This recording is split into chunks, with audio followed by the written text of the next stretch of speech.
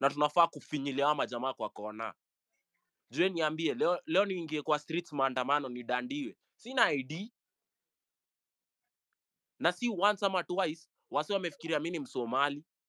Unakuta manze, kuna day mimi ni content creator na shoot video ya magari hapo Ngong Road, na kujiona makarao wananiambia tumeomba kuna terrorist hapa Msomali anachukua mavida. So mimi nasema hivi, as much as tunasema sasa tutoke kwa streets, manze sasa tu fix corruption kila maeneo. Mimi kwanza kinye naniuma ni kijana ananiitisha foke. Hadi nilimuuliza kijana, "Si uniambie nikupe dhao kule lunch." Mimi ni content creator, harusi yako maybe mimi nitakuja kupiga mamboto.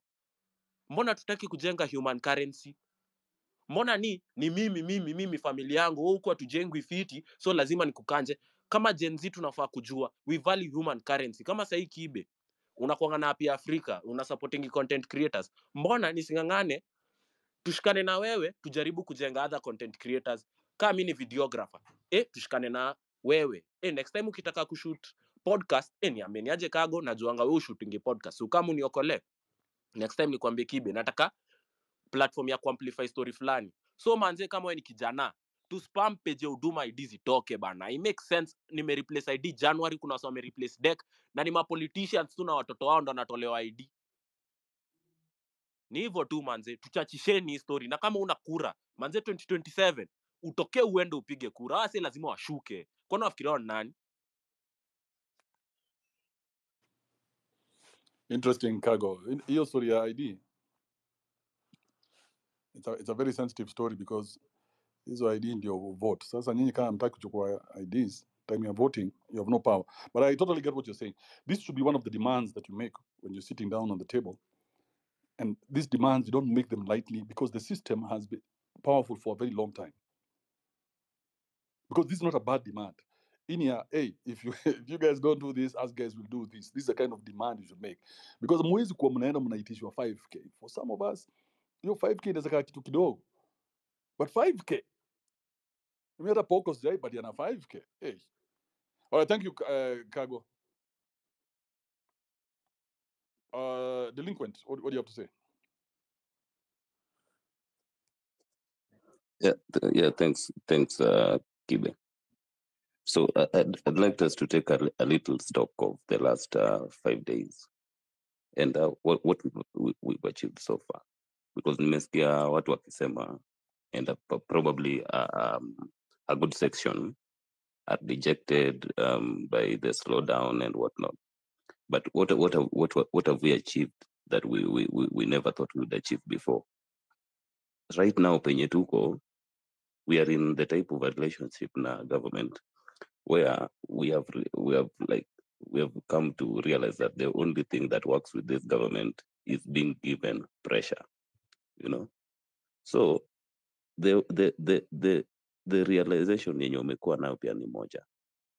If you don't listen to people, if you shut your ears to the people will come for you.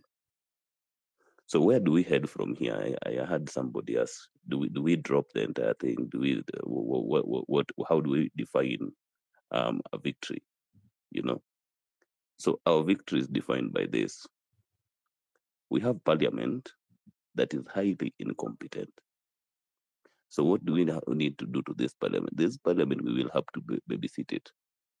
Because I can bet you there are going to be some legislations coming there to curb free speech and whatnot. Yeah. Now to realize our noise actually works, and they downplayed our noise when it started, that it was just something that's passive. But when the threat comes to the president's own doorstep, when he dared people and he thought that people were going to back down and try to shut down their internet, when he turned it back on, he just found people with the same rage, that they were with. So kitu isiwadanganya ati inaishia hapa, ati after today there won't be any engagement. Tumerauka, that's the biggest thing, that we can come and we can actually go to the government na tuambie shape up or ship out. So even if they go back to the drawing board, this government is led by food. You can tell even the way, watch the deputy president's speech yesterday. It's a disorganized government, you know, and it is upon us to force them into shape. And for that, nobody should be afraid. Okay, so we have power. Hakuna mtu anafaa kuwadanganya ati we don't have power. Thanks, Kibe. All right, thank you, Delinquent. I want to read a tweet here by Ali Noor Mohammed. He says, our leader is Jacob Juma. They can look for him and meet him. Another person who tries to act as the... Now, this is the very nice part. Any person, any other person who tries to act as the Gen Z leader, we will disown you immediately and label you enemy 001. Sasa nyinyi mniambie kama hizo si instructions ama nini hizo? Sielewi. Anyway, let's move on. Samuel Nyakwaya. Thank you, Nyakawa. Sana Kibe. Thank you, Yeah, go Sana ahead. Kibe. Sasa unaona Kibe, thanks everybody kuwa hapa. But we have to understand, nchi yetu and everyone else mwenye amekuwa akisupport this reject finance bill.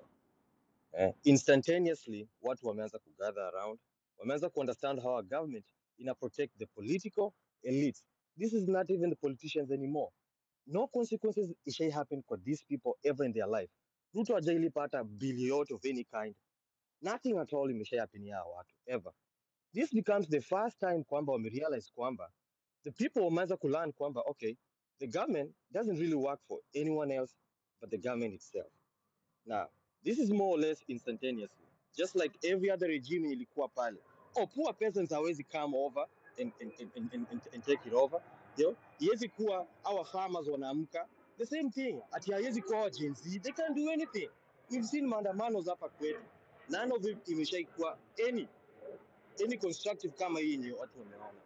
Now, with the government in charge, with the government yenye iko saizi, and everyone knows we have to deconstruct the administrative state. This is how the government really works. Okay? The pressure is put on the government. The government finds a way to come out of it, always alive, fully. When you give the government power, it's very hard to take it back. It's actually impossible. You will never take it back. Forget. So how is it sorted? So how your individual right? This is the first time watu wa Kenya wanaanza kusikia about property tax, where the government decides kwamba okay, sisi hatutaki kuwa Moi, tunataka kuwa even worse than Moi, na nyinyi wanasema tuna provoke the government, tuna incite these things. It makes no sense kwamba a Gen Z ndiye anafanya kila mtu anaanza kujua what everybody should be focused on. Everybody should be political in our country because everything in a surround political size. So I really have no much kusema saizi. We have to occupy the parliament. We have to occupy the state. We have to occupy these buildings. Kuelezea kwamba you've been running this, umeitumia kama your own footy. Anything in happen saizi, anyone ako hapa hivi, anyone can be picked out. Na inafika mahali kwamba wanakuseparate kama kondoo, whereby they'll pick one, hata ule mwingine anaogopa kusema. Itakuwa one ana snitch against the other. They'll have to make it that way. They'll have to make it impossible because hakuna leader, hakuna mwana anaamka hapa anasema kwamba we need to do this, we need to do that, which is perfect. It's hard to control that narrative. The narrative is hard. The media has not been bought fully, but everybody can tell. Una turn TV hivi instead ya watch the news, una watch vitu zingine sio zetu. Tuko condition ku believe kwamba serikali inafaa kufanya a certain way and instead inafaa kuwa the other way. And I think I applaud this Gen Z manze, and I think kwamba if there will ever be a future in our country, Gen Z wanafaa kuambia kwamba if we have a rally to kama leo today, tuseme tuko na rally, over 2 million people wanna occupy that rally. The message has to be Ruto aenda nyumbani, Ruto hawezi kaa. We can't tolerate, we don't even want to hear akipumua anything at all because Ruto lies all the time, bana. And all the time, Ruto lies. And that is his nature. There's no way this is going to, this is the first time that mbunge yote ameanza kuelewa kwamba wanaweza nifikia. Never since Moi time. Wanatembea hapa around as if ni kama bro, wanashinda wakibonga. Wacha tuone rallies. So umezoea kwenda rallies. How do you think watakuwa wanaenda rallies sasa? How do you think watashow up convince people? It's impossible. Saizi kenye imekuwa set up ni kwamba We have to tell Ruto, give us a date ya kukuwa na new election. We have to hold a rally until that election day imefikiwa. Unaona? If that election day ni tumesema we go rally, kuna kwenda, if you want to go there, please. Angalia vile vitu zinawaka. Vitu zinawaka aje? Okay. Kuna watu wataenda pale na kuna agenda. So instead ya kusema wale wataenda waendi mahali, wacha waende rally. Kama uendi State House, kaa kwa rally hapa. Unakaa nyumbani ukifanya nini bro? Unataka kusema nini? Ati I have to back up. Unajua hawa leaders when government inakuja it chooses a leader for you. The other day the president came to the United States. Akabatizwa na Democrats. This is a liberal leftist bwana. This guy, everything is a progressive agenda. The only time sisi tuna change this, sisi nchi yetu tumegrow kama conservative in some way, but palinafika saizi you just can't believe anything inafanyika hapa. This is communism inaanza mara moja, anachukua wealth toka kwa hawa anapatia hawa watu wengine, na nyinyi katikati ndio mnalipa bill. Tunalipa bill sisi. My dad amekuwa civil servant. He's worked for 30-40 years and he has nothing to show for it. Nothing. Anaamka asubuhi msee. Mpaka nakwambia wewe unajua, I tell you everything about how Ruto came to be. Alikuwa assistant MP. All this stuff. I can go on and on and on. But for now we have to have a rally. A rally that says this is a Gen Z rally. Tunataka to call for elections. Immediate elections. Until that election imesetiwa. That's when tunasema okay. And tunataka recall every individual. Hata wale wako unelected officials. These bureaucrats wenye wanakaa kwa ofisi, they stay in offices. Permanent. This is a permanent ruling class. They stay there untouched. Mtu anakaa hapo for 15-20 years. Kazi yake ni kumove one paper to another na kuambia watu wengine kwamba I need 40 million for that. Okay, this is not going to happen again. This has to stop. The idea ati unangoja mwembe hive kabla uchu, hapana, itaozea huko juu. If you want this to happen right now, you have to make it happen on a daily basis, and it has to be a rally, everyday rally. Mtu mnaenda huko na vyako. Kama unataka kusema tusiende, semea kwa rally huko juu, tukae nyumbani. Acha kusemea ukiwa sijui wapi. Kuja kwa rally utuambie tuendi, and what's the reason behind that. Lakini kwanza kusema sijui ati this is hapana.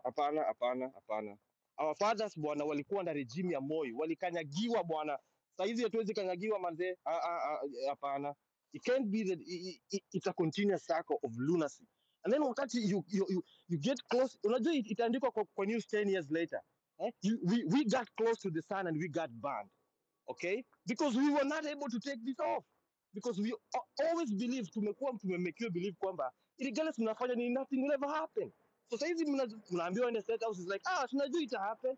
What do you mean mnajua ita happen? Mlijua ita happen na Gen Z? No, never. It always starts instantaneously. Hizi zenye zinaanzanga everywhere in any regime.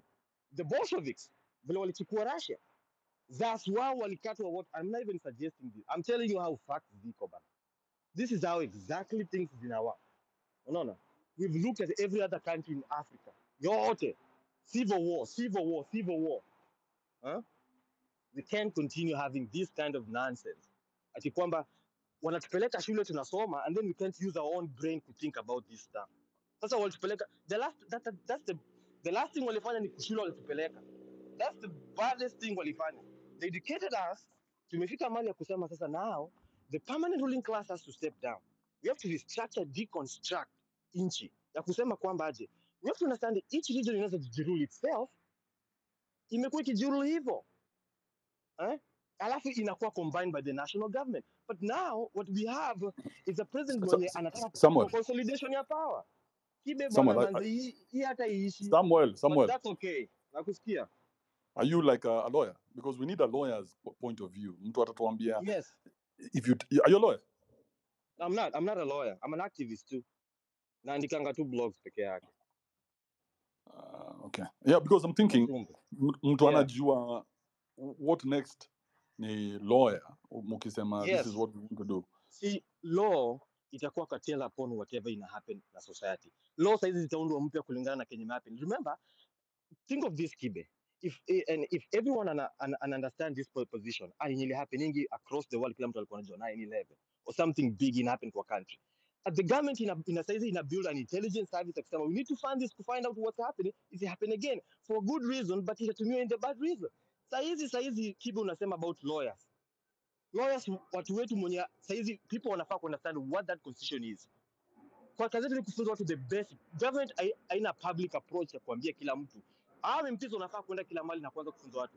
What's the rule of engagement wakati una meet na polisi? Anakushoot hivyo. That's not in the constitution. Under what jurisdiction? Ushaisikia wapi? We have a president anatuma police in another country alafu anatuma military on its own people. It's not that communism. Ama mimi naona vitu zangu hapa hivi. This is tyrannical manze. Now this guy, remember, amekuwa kwa government for 30-40 years. Who knows how long? Hajaifanya anything else, hajaijisurround na watu wenye wako competent. Unaona? Because himself, unaelewa Kibe. This cannot happen. Calling him a puppet is even worse. These are elites bana. Elites wanaishi maisha wanajua kesho hiyo $50,000 vote mbona nimevaa amjajua zenye niko nazo back huko kwa kiti. Na nitavaa kenye nitavaa. It doesn't matter saizi ni kucheza tu chini wanacheza. And everyone else saizi ako kwa market anafaa understand. You take that constitution. Kwanza kuambia mtu, why was it changed? Do you know the difference at the old one and the new one kwanza? Do you actually know what actually happened? And understand that even to govern, if you really have to know that constitution yourself, unasaidia lawyer. You don't even need more of them sana. Unaanza kuelewa nchi yako mara moja ukianza understand. It's the law peke yako kwanza. Inakuwa So Samuel, over and over again. Yeah. so that we close this part of the conversation. So are you saying that the next step is call for fresh elections? We want fresh elections and we want it. Na kwa maana tunaipanga vizuri. Tunataka kuona rallies zenye zina call for fresh elections. Government petition ile mnapitisha. We So don't our give a wote crap washuke, we go back to the polls. We go back to the polls. Hataki kuambia sijui tunangoja nini Kibe? Kibe, we've been waiting. Wazazi wetu wamengoja, saizi wamekaziwa. Saizi unatoka hivi mpaka unashindwa. What is going on? Na mimi nakwambia Kibe, saizi we need to call for fresh elections on a daily basis. On a daily basis. Mpaka ile siku wamesema tumetenga elections and tunafanya hiyo elections hapo. Hapo ndo tunataka kujua mwenye anataka kulana elections, run on the issues. Kibe. Saizi usikue kiongozi. Saizi utarun on the issues at that particular time. Yo, Kibe. Sijiko unanisikia? Hello. Wewe Sam, hebu maliza. Yeah. Sawa, haya. So, kenye mimi nasema ni let's go hard manze. Let's be true to ourselves and understand situation yetu in the position tuko in Africa. Thank you so much manze. And thank you for everybody for listening to me manze. Thank you. Thank you sana. Thank you a lot. Kibe. Thank you Samuel, appreciate that. Wewe tuliza bro. Kuna foleni wewe. Mbona uelewi? Halo, Kibe. Trumpet. Kwanza ni fake amekuja na jina ya dem. Are we supposed to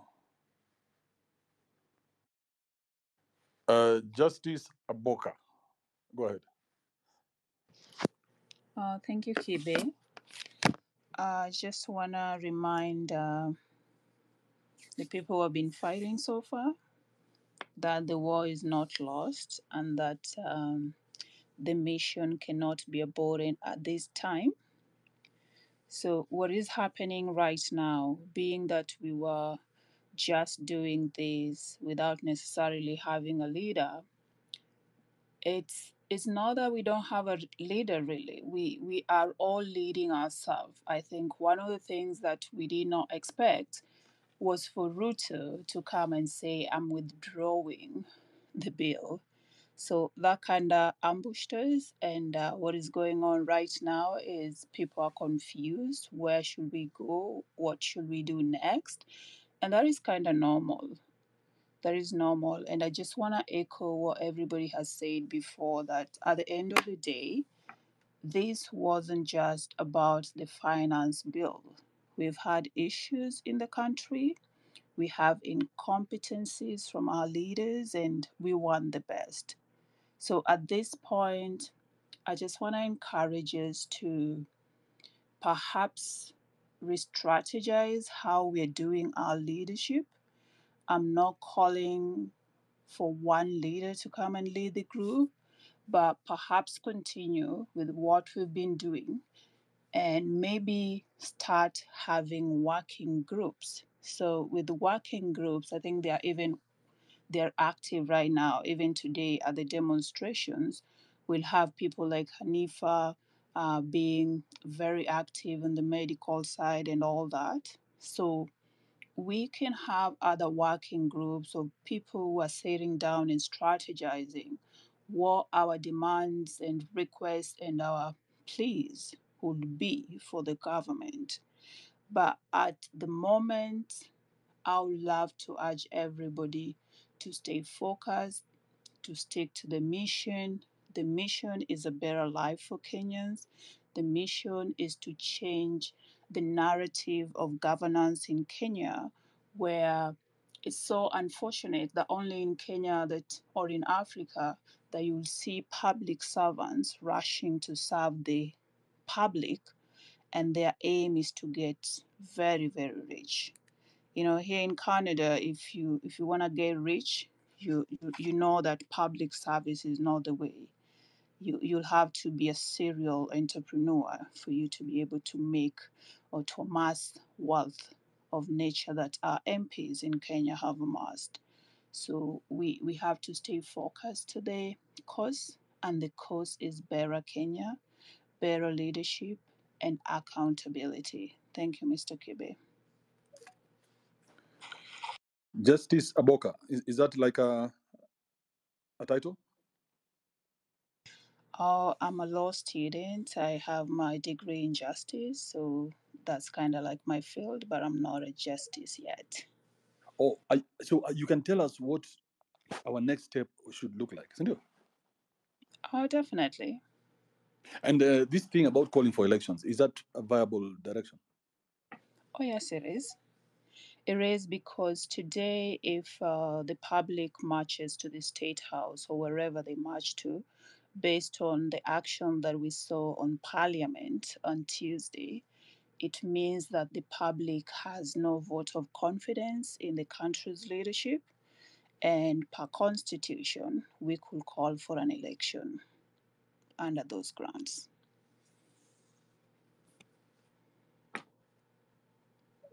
All right. So the vote of no confidence in the government gives who the power to call for elections? We the people. You've But heard of even the yesterday, wasn't everybody waiting to hear what the president is going to say? because it comes from that lack of understanding of what our constitution says, and as many people have echoed in the room, it's now the Gen Zs or the millennials coming out and teaching our parents what really our constitution means. Right now, really, Ruto has no power per se. With the parliament in recess, he has no power. With what happened in parliament, the invasion and all that. But our people, I think, we do not understand how the constitution works, so we're still giving him that benefit of the doubt or something like that.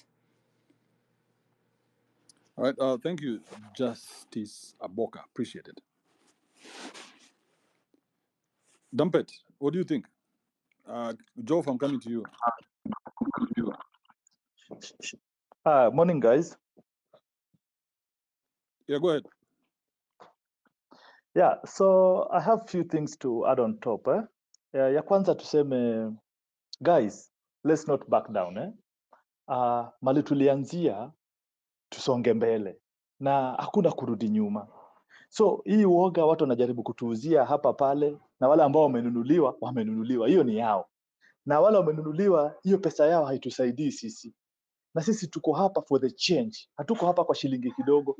Buying me, let's say, ama ununue mwingine, ama ununue Kibe, ama ununue nani, with a 2 million, ama 1 million, that is nothing. Hiyo pesa itakusaidia na nini? But we are fighting this for our change, for the future, kwa watoto wetu, sisi wenyewe. So, kitu mimi nitasema ni, guys, hii uoga tunauziwa, itoke. Tuendelee. Venye tuliacha tukaenda parliament, na tuendelee na the same spirit, ya kuingia wapi? Ya kwenda State House. Okay. Utaniuliza tuende State House aje? We are marching. Wamesema wameweka KDF, wamefanya nini? At the end of the day, hata hawa KDF tunawafaitia sisi, mishahara yao ni kidogo, hawa polisi mishahara yao ni kidogo. Wakiona we are that serious, hata wao wata back down, kwa sababu kwani polisi kwa nini waliregea nyuma? Si ati walishindwa kutuzuia, waliregea nyuma kwa sababu waliona wenyewe we are marching for a good cause. That's why pia wao waka pull back, wakarudi nyuma. Sipokuwa tu kuna wale ambao walikuwa wakorofi, wale ambao walishuti watu, ni kama walikuwa maybe they are paid or something, walikuwa wametumwa for that cause, but askari wale walikuwa wanazuia waliregea nyuma kwa sababu waliona these guys are fighting for the real cause. And so nasema guys, kindly leo uoga itoke, venye tulianza tuendelee. Parliament we are coming, State House we are coming. So ile kitu iko ni at the end of the day najua atafika mahali atatokelezea, atuongeleshe, akuje kama atatoka hapo nje ya State House aweke ma speakers atuongeleshe na sisi atusikize zile grievances zetu tuko nazo. At the end of the day tutasema Zakayo ashuke, manake tunataka hii serikali yote ishuke chini, we put new leaders because we are tired of these guys. Kama kuna mtu hajachoka, mimi nimechoka. So me I'm coming from utawala, wale wako utawala Benedict hawana fair, kindly DM, tunatokelezea na tunaingia. Mimi tuko ndani Kibe, na uangalie DM yako wakati fulani nilikuwa nimekudm. Thank you.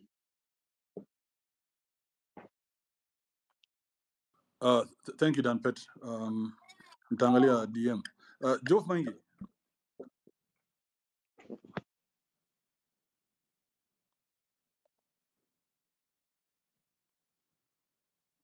Jof Mangi anakuni yani. Let's go to the lawyer.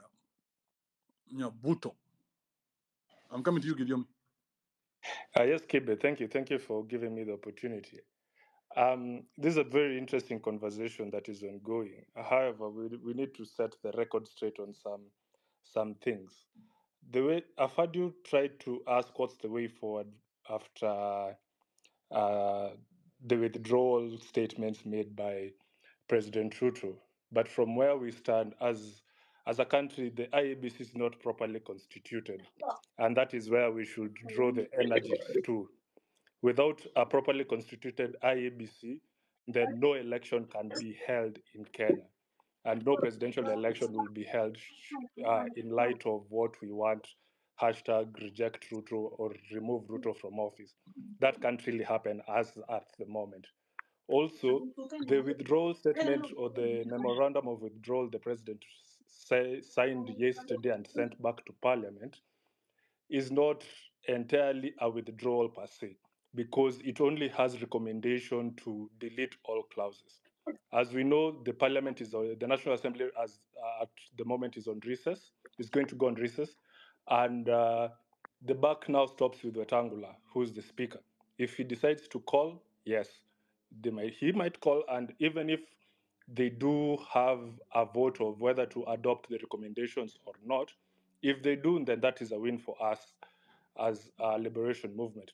But if Wetangula and the members of parliament do not accept the recommendation of the president, then the bill will be passed into law automatically, because it will just go with the wave, go back to the president for signing. If he declines, then after 14 days, then it becomes law, because he would have been defeated and he can't send it back again. He can't resend it back to Parliament once he's already exercised his right for the memorandum of our appeal, or rather reconsideration. So, in short, we are sort of cooked, but not cooked. The buck stops now back to the Parliament, to the National Assembly. And this was designed by our drafters of the Constitution, where they sought to have a proper separation of powers, where the executive and the legislature and the judiciary cannot be in bed as per law. And where we stand at the moment, that is the case. Nothing can really happen until Wetangula says it happens.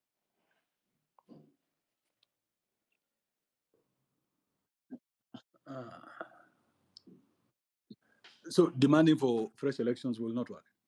Demanding for fresh elections at the moment, Kibe, I won't lie to you, it won't work. We need to have a properly constituted IEBC. So now our main drive should be to articulate that we want a proper constituted IEBC.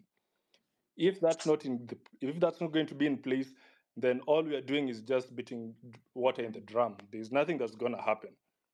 And even if we are to say impeach This guy should Ruto, stop lying to people. and if you're going to say impeach Ruto, it's not going to happen because the IEBC is not properly constituted at the moment. And IEBC, as we know, is a constitutional office that is designed to conduct elections in the Republic. That's true.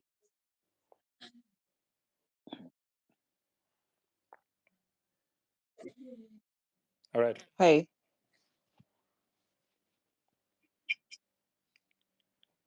Over to you, Kibe. Back to you, Kibe. Thank you.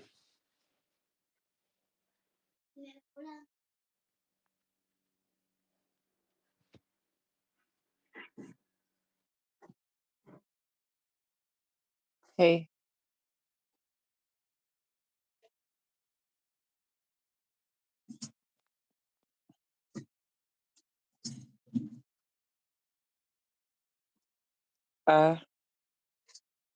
Kibe.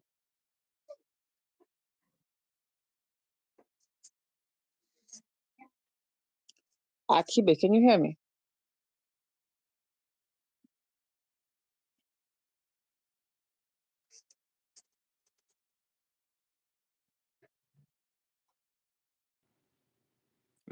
We can hear you. Okay. Like I was saying, people should not sell fear to Kenyans because as we speak right now, I think if anyone was present on Tuesday, the mess was taken. So currently, Kenya does not have a parliament. Now we only have MPs. So the mess is back with the people.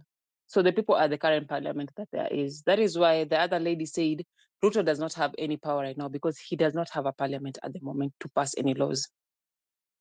Okay. So as the people, if we decide we don't want Ruto, we don't want his government plus his MPs, because currently we don't have a parliament in the country. I don't know if you people saw what happened on Tuesday or if you're present on Tuesday. Currently we don't have a parliament. The mess is making sound. I don't know if that person who has the mess ameshikwa or anything, but even the speaker himself cannot make any rules without that mess. He cannot pass anything into law. But Sharon, So currently, Sharon, yes. let me play the devil's Yes. advocate kidogo. Okay. Yes. But you saw what Wetangula said. Mm-hmm. He brushed it off so easily because you are losing focus. So if you go there, they will produce another mess. Unaelewa? The thing is this, he brushed it off because he knows as much as we are running around, they are playing on the intelligence of what happened during the times Akina Moi. Our parents didn't know anything about the constitutions. Our parents didn't know anything about the law. Yes. Yes. Sharon, if you focus on something like the mess, trying to get power through this type of way, then you lose it. The only power you can get here is through forcing the government to go to early elections. That's possible, right? Yes, that is the point that I was coming to. Today, the match is to tell Ruto we don't want his government. We want a new government. He's talking about IEBC. It will take time for the IEBC to be reconstituted. It will not take time for Kenyans to decide who is going to help us to make our votes, even if it takes 30 days to get a new IEBC and we do an election. As long as we don't have Ruto on that seat, it's okay. As Kenyans, we have decided, as long as we don't have Ruto on that seat, it's okay. As long as you people are forgetting these MPs came to our faces and told us they were given 2 million each to vote yes. So they are selling Kenyans' lives for 2 million Kenyan shillings. You people are forgetting these MPs were telling you you're just making noise, you're just making propagandas. Like they were so arrogant to our faces. And then you're telling us that we give them up to 2027. You're telling us that we should not march today. Have you forgotten how these were MPs last week, not even long ago, last week?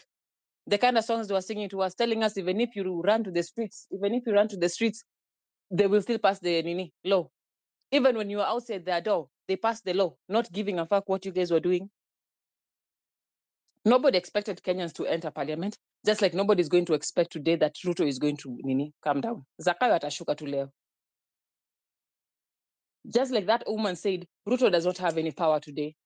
Ruto does not have any power. That is why he came to say we do dialogue. Because if he knew he had the power, he would have never come. The Ruto who spoke juzi usiku is the real Ruto. The Ruto of yesterday was a man who knew, hey, defeat is coming. The one who spoke juzi usiku saying he's deploying military, that was the real president. And if today we relent, that man will deploy military on us because he'll have all the power he wants. he will deploy, he will say everybody who aliandamana atafutwe one by one. And don't forget, some of us even texted these MPs with their numbers. But Sharon. So kupatikana ni rahisi. Mtapelekwa IBC. Yes. Mtapelekwa DCI Yes. wote. Some of us texted these MPs with our numbers. So see ati patikana, they will trace our numbers where we live. One by one. A majority of these people you find, So when you're telling people at whatever you're fighting for, even in Niger, when they arrested the president, Sini army will take over. But the people supported the army. The people were in front and they said, Atumtaki, we don't want this person. And now changes are making. In Burkina Faso, who took over? The people supported the president to go because they were suffering. So you want us to reach to a level when this man will sell the whole of Kenya. We start. Have you guys not seen the documentary of what happened to Zaire after the IMF took over? After the president sold the country to IMF? You've not seen the documentary. When we are in which while right now information is on the internet, people can see how African countries are being zinaangushwa chini with this foreign powers.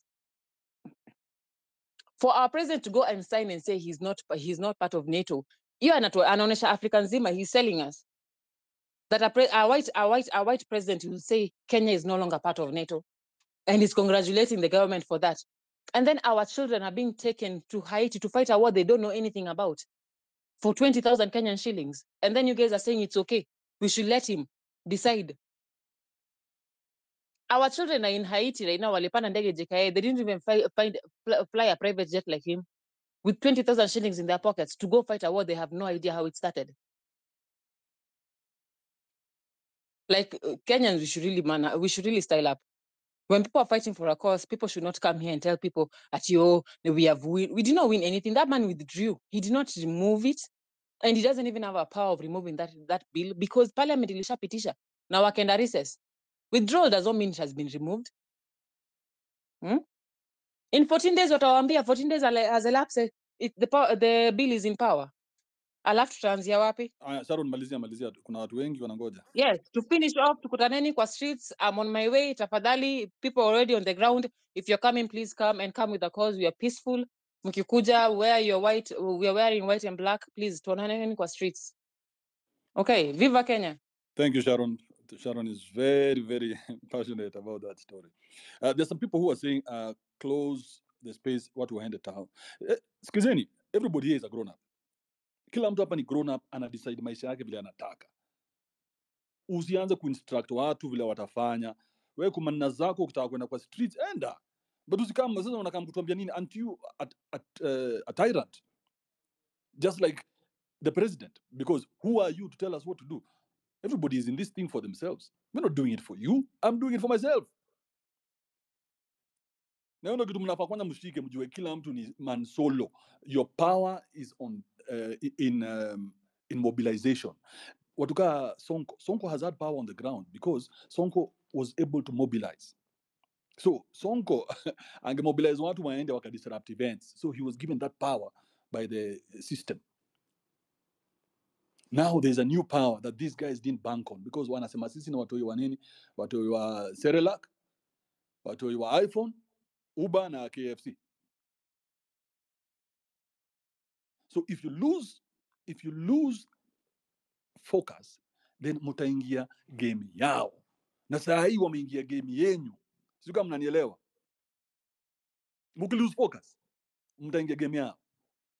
You will see. Daniel Muli, what's up? Good morning, Kibe. Go ahead. Good morning, Kibe. First of all, one thing that has been working out for us so far is the fact that we don't have leaders in place.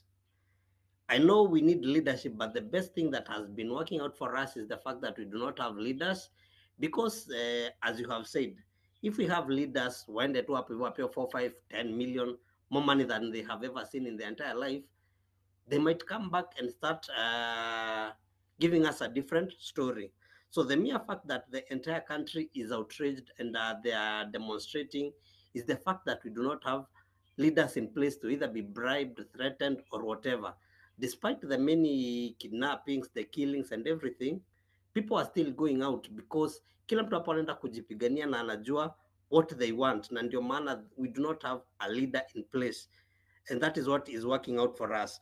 Having said that, I believe we need a plan, and as one Nyaboke has said, and yeah, amesema, without an IEBC we can't conduct any elections. So the plan, okay, there were some people that I was sharing with, and one thing that we all agreed with is that we need a team when you watakuwa apply pressure on the president to form the to elect the commissioners of IEBC, so that we can have the IEBC in place, and different people in different areas within the country.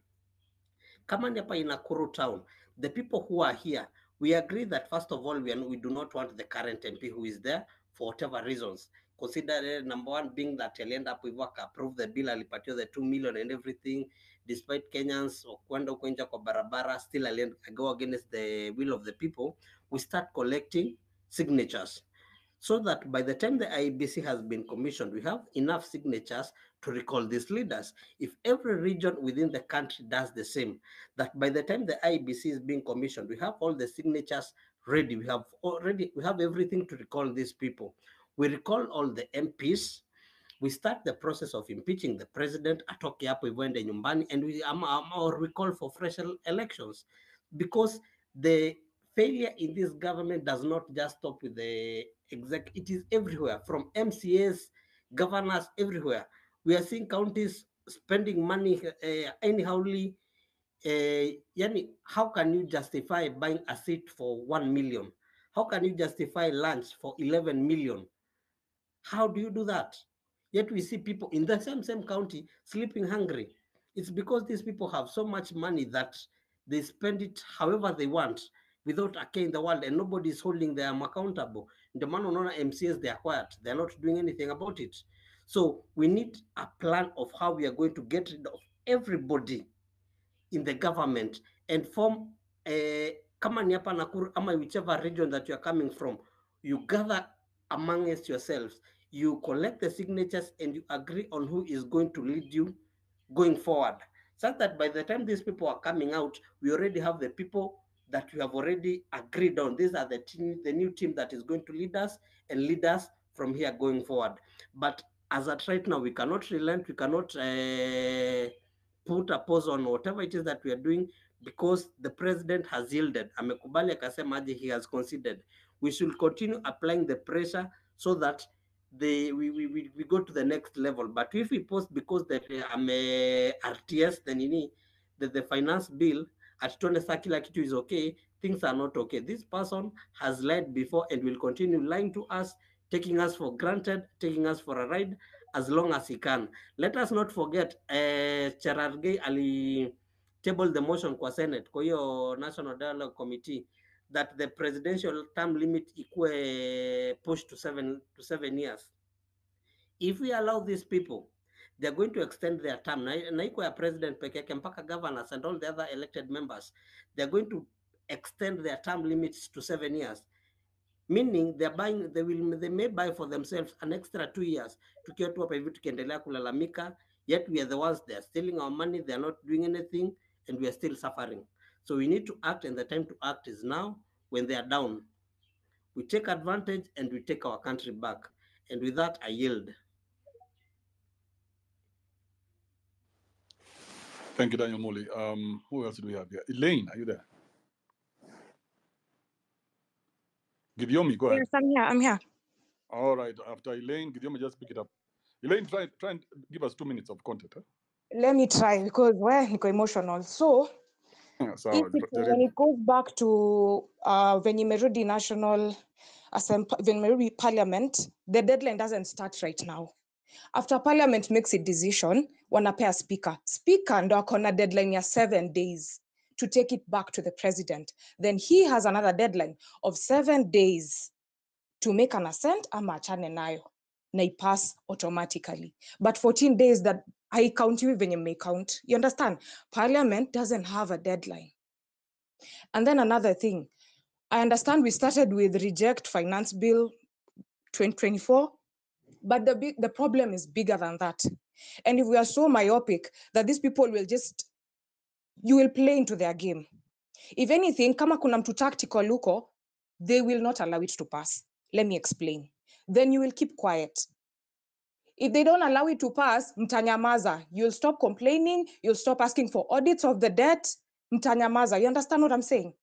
We can't relent. We need to go to town. We need to make this happen. We've already started. Let's not stop. That's it, Kibe.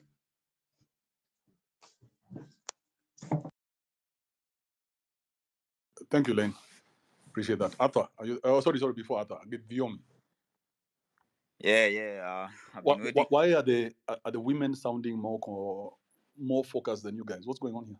Yeah, I was about to say that. It's like I was wondering, if we're supposed to exchange balls or something? Because where are the warriors? Where are the warriors? Where are the men who are supposed to be up front? You know, something happened overnight, and I was watching as it unfolded, whereby people are changing their voice in a uniformly manner. You know, kuna watu walikuanga strong, you know, viva, we are in one voice, we are going for this tomorrow. And then all of a sudden they're like, come, Tulieni, you don't have to go. We are focused. We are caring for your lives. And I'm wondering, what the hell is happening? Like, why is there something that you guys are not telling us? Are you being given something that we are not receiving? And at that point, I knew something is being compromised. And thankfully, there is no leadership. That is one of the positive things about this movement, is that there is no leadership, and that is necessary in a revolution. And that is the word that we are supposed to mark. That this is a revolution. And it is so sad to see that we are becoming soft. And I'm so concerned about the men, because the men are the ones who are supposed to be, pushing for that agenda. But when you hear even the men speaking, same ones who are saying that we have achieved, the finance bill, it has been removed now, let us retreat and regroup. But when you hear the ladies, they are fierce, and they're so strong, pushing about this fire and the agenda that we've been pushing for all this time. And that is disheartening, because if it was Dedan Kimathi who saw this happening, he would be turning and crying in his grave. But the main important thing to remember is that it is a revolution, and revolution has no mercy.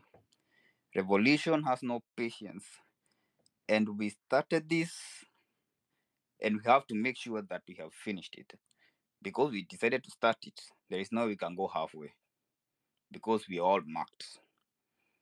The moment we decide to take our feet off the neck of this enemy, who is William Ruto, trust me, he will come to us. He will come for us one by one by one, and people will be missing, and we will see something we've never seen since the Moi era. Remember, this is a student of Moi. He was there in 92. He was there in 2002. He was there in 2007. He's been here throughout, and he understands this school of thought properly. And you can see how such a psychopath he is when you look at his two speeches, the one he gave the day before yesterday and the one he gave yesterday. In one of them, he's calling us criminals. He has this military face, this face of vengeance. And then in the next speech, he's so fatherly. He's calling us sons and daughters, and he wants us to get to the dialogue table. That's a decoy, that's a Trojan horse. And if we dare fall for it, it's gonna be massacre for us all. And that is why we should not relent. This is not the time for dialogue. That is past. If they wanted dialogue, they could have done that before the killings. When we were having peaceful demonstrations, and then they were firing live bullets, shooting our heads, blowing our heads off with snipers. They could have done that before then, but then they're trying to lure us into they're giving us bait, giving us some meat, on the table, trying to call a few of us so that they can be able to hoodwink us And then before we realize it, they have us in their pockets. We cannot allow that. That is one thing that we have to make sure, no matter what. This means when you talk about revolution has casualties. It is a bloodbath sometimes, but it is necessary.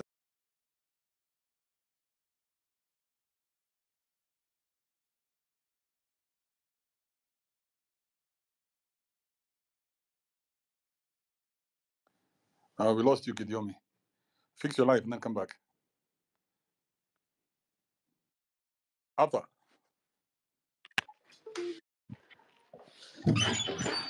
Thank you, Kibe. Good morning.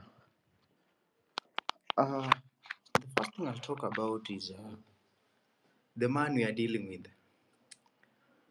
William Ruto, this man speaks lies in every statement.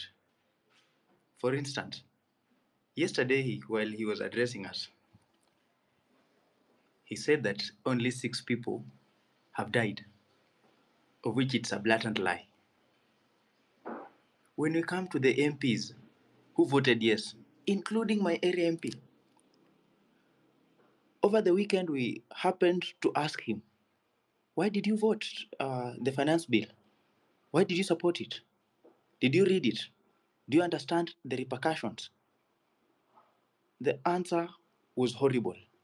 He said that since other people are voting yes, he decided to vote yes. This is an idiot. So when we say that this is our time to lead, we've already started marching towards the end goal.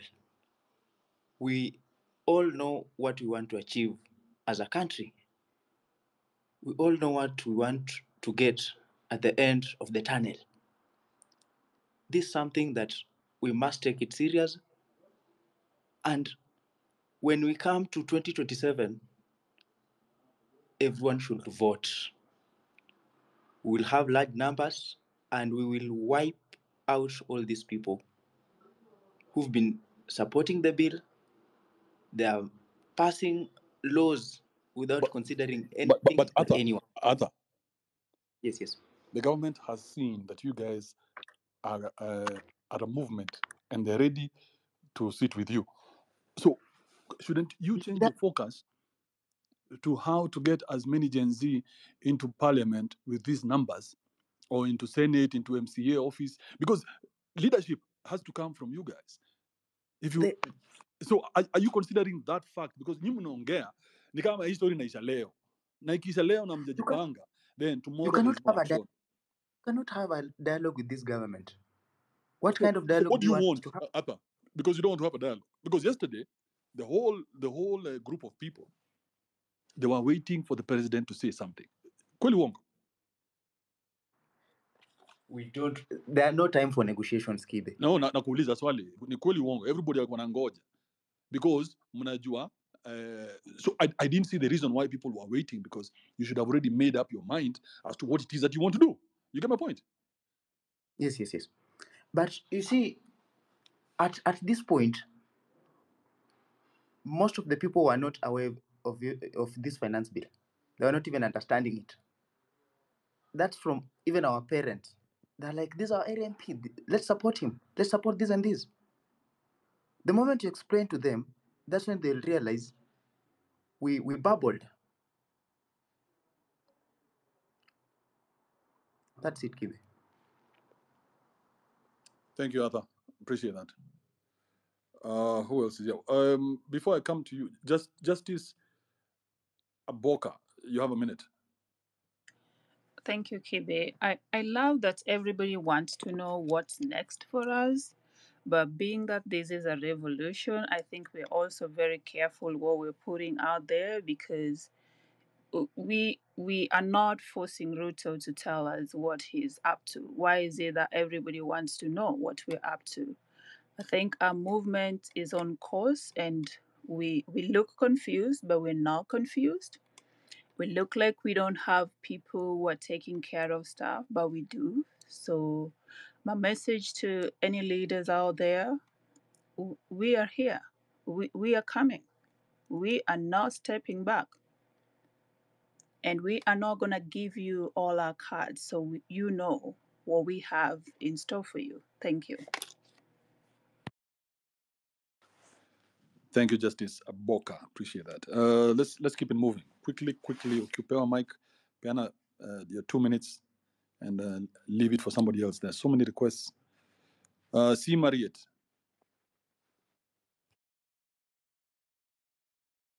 Thank you, Kibe. Sorry, thank you, Kibe. Whatever has happened, we were dealing with a schema, and we knew from the word go.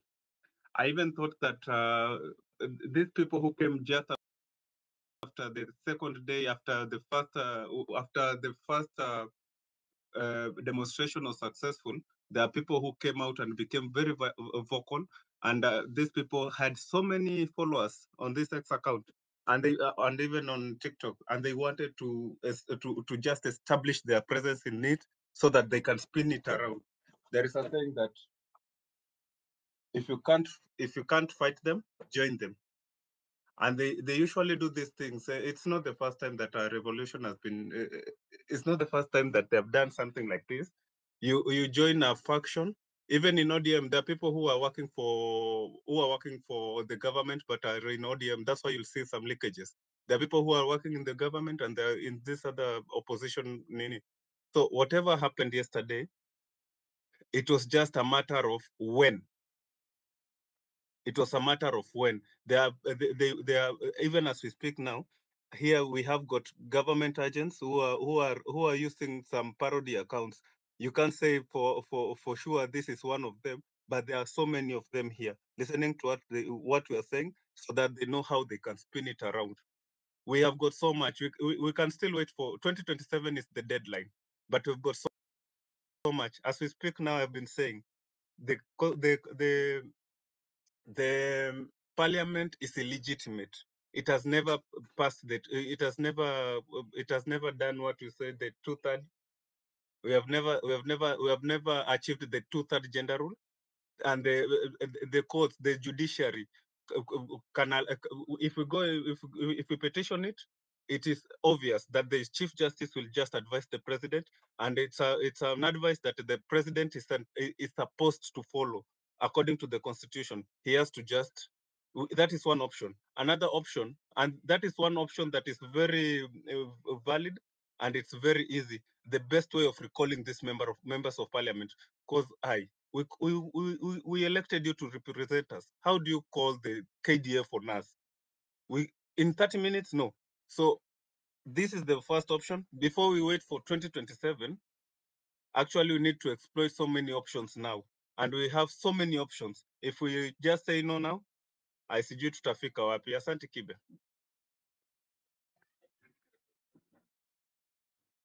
All right. Thank you, C. Mariette. Miss Ongeri, are you there?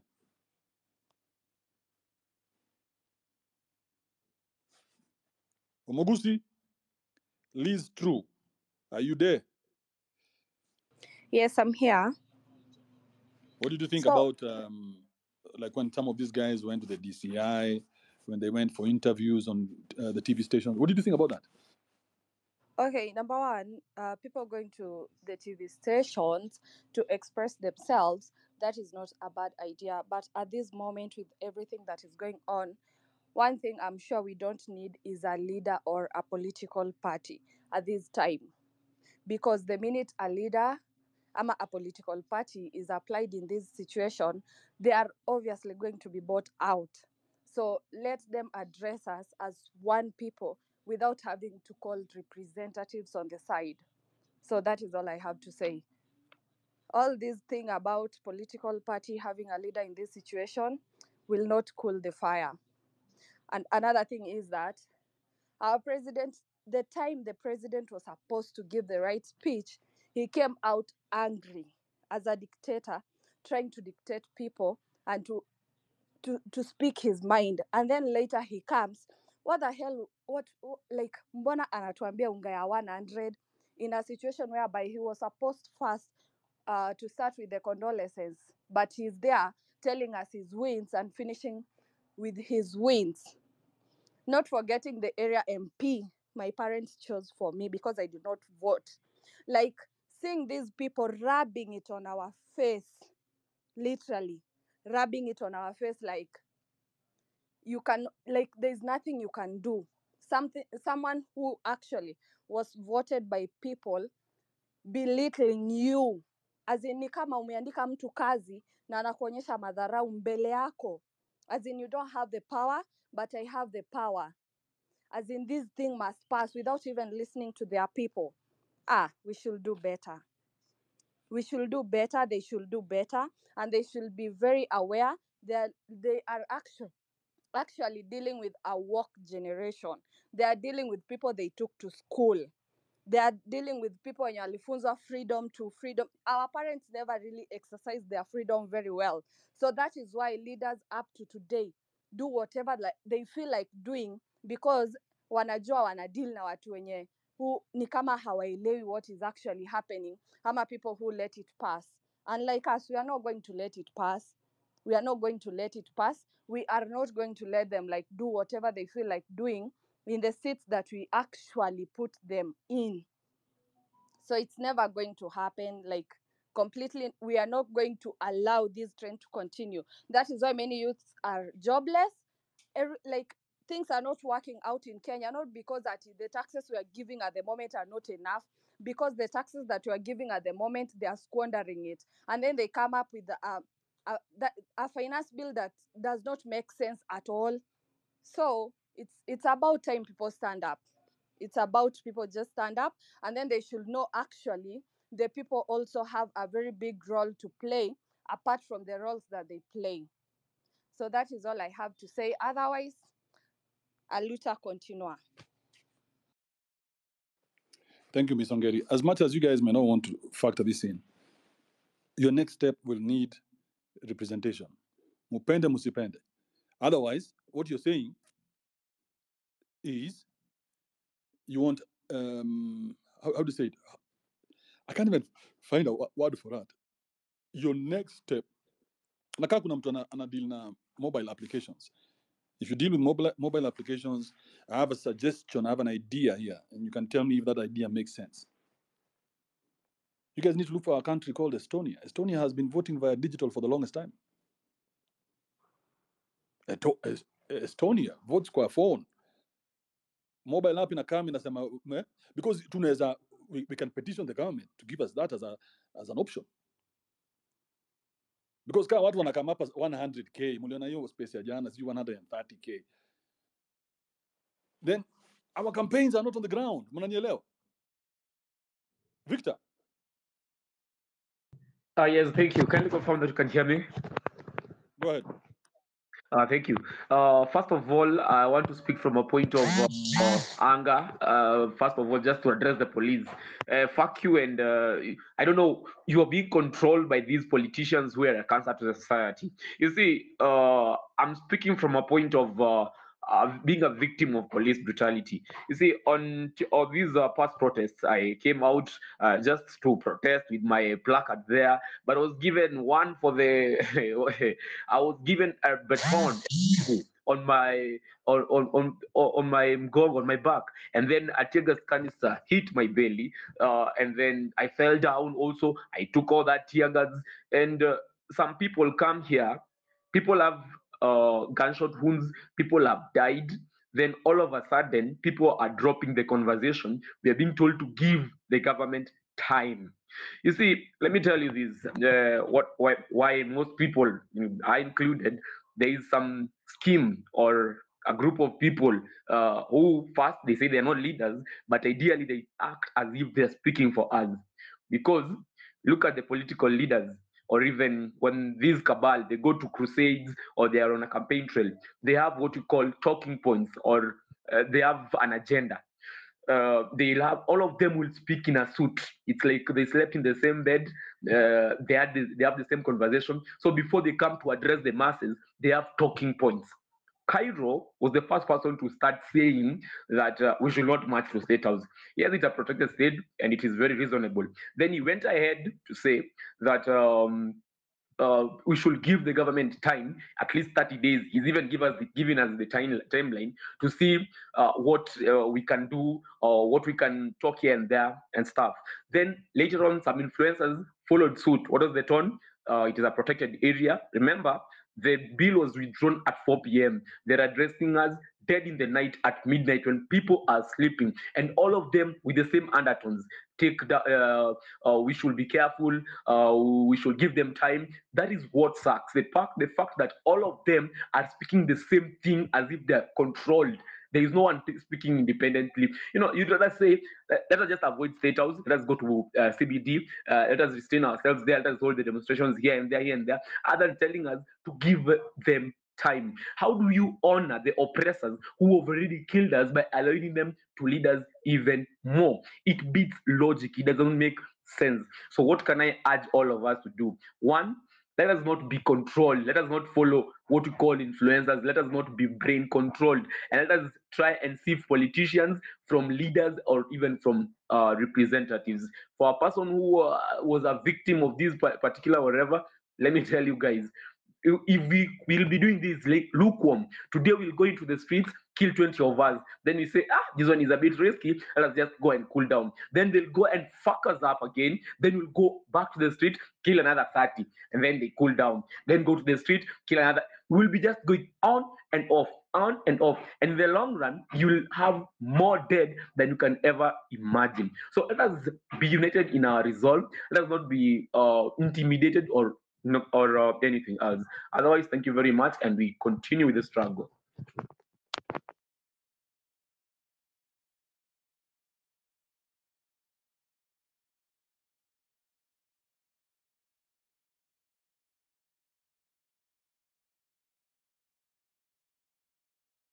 Gidiomi. Oh, sorry. The last time the mic did me dirty. I don't know if it's the cable underwater by Safaricom or what happened. But as I was concluding, there is something interesting we know about opportunities is that they come once in a lifetime. And once you get an opportunity like this, it never comes again. And if you do not take advantage of this opportunity that we have never seen, probably in the history of Africa, in the history of Kenya, we've never witnessed it. Probably it can be called as the gate that opens us to the actual freedom that we've been looking for. If we do not utilize this opportunity, we might not see it ever again, or even our children or grandchildren, or even great grandchildren. So this is the only chance we have, and we have to take this chance seriously, and we cannot relent at all. And this fire that has started, this fire that has been able to shake Kenya and its environs, this fire that has been seen not only in Kenya, but it has been seen in different planets and witnessed all over the world. This fire traditionally, which when it was being started in the kitchen, it was not supposed to go off, and it only went off when the owner died. We cannot allow this fire to go off. We cannot allow this fire to die off. We have to maintain this fire. We have to make sure that we are adding firewood. If it goes all low, we have to add fuel. We have to make sure that we are on its course day in, day out. And there has to be steps followed. The first step right now is actually written on the space, is that Ruto must go. We have to do away with the current regime, the current cruel regime. It has to be done away with. We have to reconstitute the IEBC. We have to have a new team that is able to lead us with dignity, with accountability, and with us being involved, not in the outside, because we have learned what that does to us. because we've been involved from the outside, just looking and waiting after 5 years to re-elect people, and we don't know what they've been doing with our money. We don't know what they've been doing with our resources. We don't know what they've been doing with ourselves, because they've been sellouts. They've been puppets of the International Monetary Fund. They've been puppets of the World Bank. And that is why we are being crippled by all these debts. So we have to be actively involved. And by actively, the Gen Z has to make sure that there is a serious team that is there, and it has to be passed through into Parliament to make laws. And they have to be kept accountable by the other people. In case you do not fulfill the desires of the people, you're kicked out. But before we get there, that's a long shot. We start with the we say a journey of 1,000 miles begins with a single step. So we do away with the current regime. We recall our members of parliament, especially those who said yes, those who've been flashing our money on our faces and telling us they don't know, we don't know what they can do to us. We have to recall them. Gidiomi. Yeah. Once you guys are talking so many like this, they are so happy because new wote mnaongea, new wote mnapeana advice. How is that possible, my guy? How long does it take children at the playground to select the alpha? It doesn't take long. So what are you guys afraid of? Why do you keep talking about this leaderless business? Because now you've gotten what you want. Now move to the next stage. And the next stage come in the State House, muende. And that is the next stage. Because let me tell you what introducing what is this word? Is it lethargic? Like wacha nitafanya postpone ile inaitwaje? There's another bigger word. It sounds very nice for the educated Gen Z. Who knows that word? Procrastinate. Mm-hmm. So once you procrastinate na mnasema ama tutafanya tu siku ile watatuzushia tena, tutaenda kwa streets. Siku gani? Kama mko panga kwenda kwa streets nyi wenyewe mlipangwa mtaenda kwa streets siku gani? Strike while the iron is hot. Wacheni kuongea, kila mtu anapeana advice. Who are the people? Because Gideon, yep, just like you're afraid of them identifying the leaders, they automatically identified the leaders based on who was the loudest. So Hanifa, someone like Cairo, someone like what's his name, Gaido. So they identify. The only reason why they cannot touch Miguna is because Miguna is not in the country and it doesn't depend on their money. Miguna just likes a fight. But that notwithstanding, wacheni kuogopa kuenda pamoja, because kama mko na mtu then atakosa kuingia kwa nini? So now you be creative.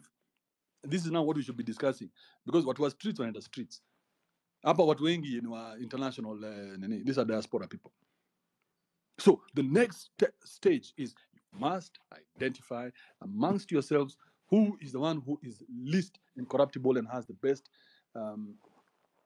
intentions for us. You get my point, Gideon, as you finish? Yeah, I get you 100%. And I agree. And that is where I was also appalled by, what happened last night. Some people trying to be coin to deter people from actually going to State House as agreed. But we cannot relent. This is a revolution. We have to make sure we go for it, whether it takes our lives or not. We have to be remembered. We've already lost lives. We've lost blood, and we cannot relent. And we will keep going, and we will keep restructuring, and we will have to make sure that we take this, whether we kidney or dickney. Thank you, Kibe. Thank you, Gideon. Appreciate that. Let's hear from a lady. The ladies are giving me good. They're giving good vibes. They're giving energy. They're giving a luta continua. Men today are useless. Rachel, what do you think? Rachel, Amani Raquel. Raquel Washira. Now we have another lady here.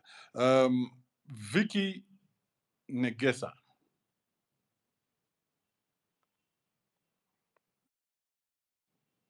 Okay, I'm a damn Good kubonga. morning. I'm here. Go ahead, Vicky. Yeah, first, I want to give condolences to the lives that have been lost since we started this movement to reclaim this country. I am not a Gen Z, I'm a millennial. I'm so grateful for the bravery that is being shown. And now is not the time to lose focus. Now is not the time to lose focus. And you're touching on something very important, that now that we are heading and we are getting closer to achieving what it is that we've been fighting for. We need to identify people that can pick up the power when it falls. I know that people are afraid to name these people publicly, but if leadership in this is a must, there must be leadership.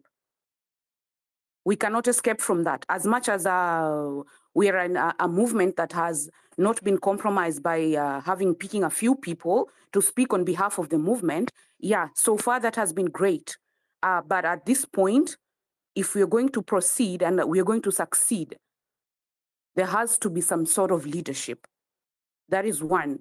And then two, for any influential person telling people not to march today, I think that is very insensitive to the lives that have been lost. Because one, who is responsible for the lives that have been lost? We saw people being shot on live television. On live TV, people were getting shot. Unarmed people, unarmed Kenyans were being shot at on live TV. How is that happening in 2024? How is that okay? How did we get there? Somebody has to be responsible. And your president is not going to stand and say that I'm responsible for that, because he's the person in charge right now. Those lives that have been lost should be on him. He's the one responsible. You cannot start pointing fingers and telling us stories that don't make sense. And on top of that, you're lying about the numbers of people who have died. So the rest of those that died are dogs. Are they not people? Because you're not counting them. You're not even accountable. You cannot even give the correct number of people that have died. Is this the person you're saying you want to sit down and have dialogue with? There's not talking to this person. He's totally incapable of being truthful, of being accountable for anything. Because first you start by addressing these human lives that were lost. Tell the truth. Give us the real numbers. Up to this point, there are people missing. Kasamo is missing. He is writing funny things. Some people are still missing. The abducted people, they're still missing. How do you think we're going to go on business as usual? That cannot happen. So this is not the time to lose focus. The fight is still on. These people still need to listen to so much. And if we relent right now, I think we would have lost the fight. There's nothing to celebrate. As lawyers are advising, the bill is still, I don't know, it's unclear whether it's still not going to pass or not. Even that is unclear, because this person is a lying piece of shit. He lies on every chance he gets. How do you even trust what he's saying? Even what he's saying right now, it's not clear. The bill might still have a chance in the small print of passing. So even that, we are not in the clear. We're not in the clear by far. There's nothing to celebrate. There's nothing to celebrate. So maybe not occupy State House. I'm not so sure about that move, but the marching today, going in the streets, blocking every road, and, there's still cries. There's still lives that were lost. Somebody needs to be held accountable for that. People have been abducted and still missing. We still need, you said people are not adapted. So where are these people? We want to see them. This is just a tactic of intimidation, that do this so that these people can back down. There's no backing down. There's no backing down, guys. There's no win. In my opinion, there's no win. There's nothing to celebrate. Thank you, Kibe. Thank you, Vicky. Beautiful message. Yeah, there's no win. What win do you have here? What win? Msipotoka hapa na elections. Watu wangu, hakuna kazi mnafanya. And me, I want to come in as an advisor, because you guys are too excited. Too excited and you're making mistakes. That's why I'm going to one by one. Too excited. Now your excitement inakam na emotions. Na hizo emotions inafanya make mistakes. That's why you're turning on each other. You don't need much to turn on each other. Sasa mkiambo tu na mtu Kibe ni mbaya, Kibe is bad. Angalieni track record. Track record ya mtu ni gani? Who is in bed with the government? Boniface Mwangi na Hanifa wakijipeleka DCI walikuwa wametumwa na nani? Didn't they go to present themselves as the leaders of the movement? Cairo akaenda TV, didn't he go to present himself as a leader of the movement? Whether you Kithni or you Dekni, your revolution will be hijacked if you keep insisting on this immature foolishness that your leader is. Mnanielewa? STP Mwangi, are you there? Yes, I'm here, Kibe. What's So up? thank you for, I'm good. So thank you for the opportunity. So I do not think we need a leader. What we need is an agenda. So initially our plan was to push for the total rejection of the finance bill. What is the next agenda? I've seen most people saying the next agenda is saying Ruto must go, occupy State House. And let's assume today we occupy State House the whole week and we manage to get the best result of having Ruto out of State House. What next? Do we all become presidents? Who become the president? Who live in State House? Who takes over? Will we have achieved our intention? What is our goal? We don't personally. But Nani, STV Mwangi, aren't you saying that you don't need a leader, yet you're putting points across that need to be considered? Let me just finish. Let me finish. So, let me ask you the question so that we can get there faster. So okay. when you talk about leaders, who are you talking about? So I mean people to represent the young people. We don't need them. I don't mean Ruto. I mean people to represent us who are pushing for this change. We don't need them. Why not? Let me explain. So just to go back, so we don't need a leader. We need an agenda. Initially, our agenda was reject the finance bill. But what is it that we want to achieve? Personally, I would say the next course of action should not be going to the street. The next course of action should be identifying what is the next agenda. What are the things we want done? And I'll give an example. We have some of the most punitive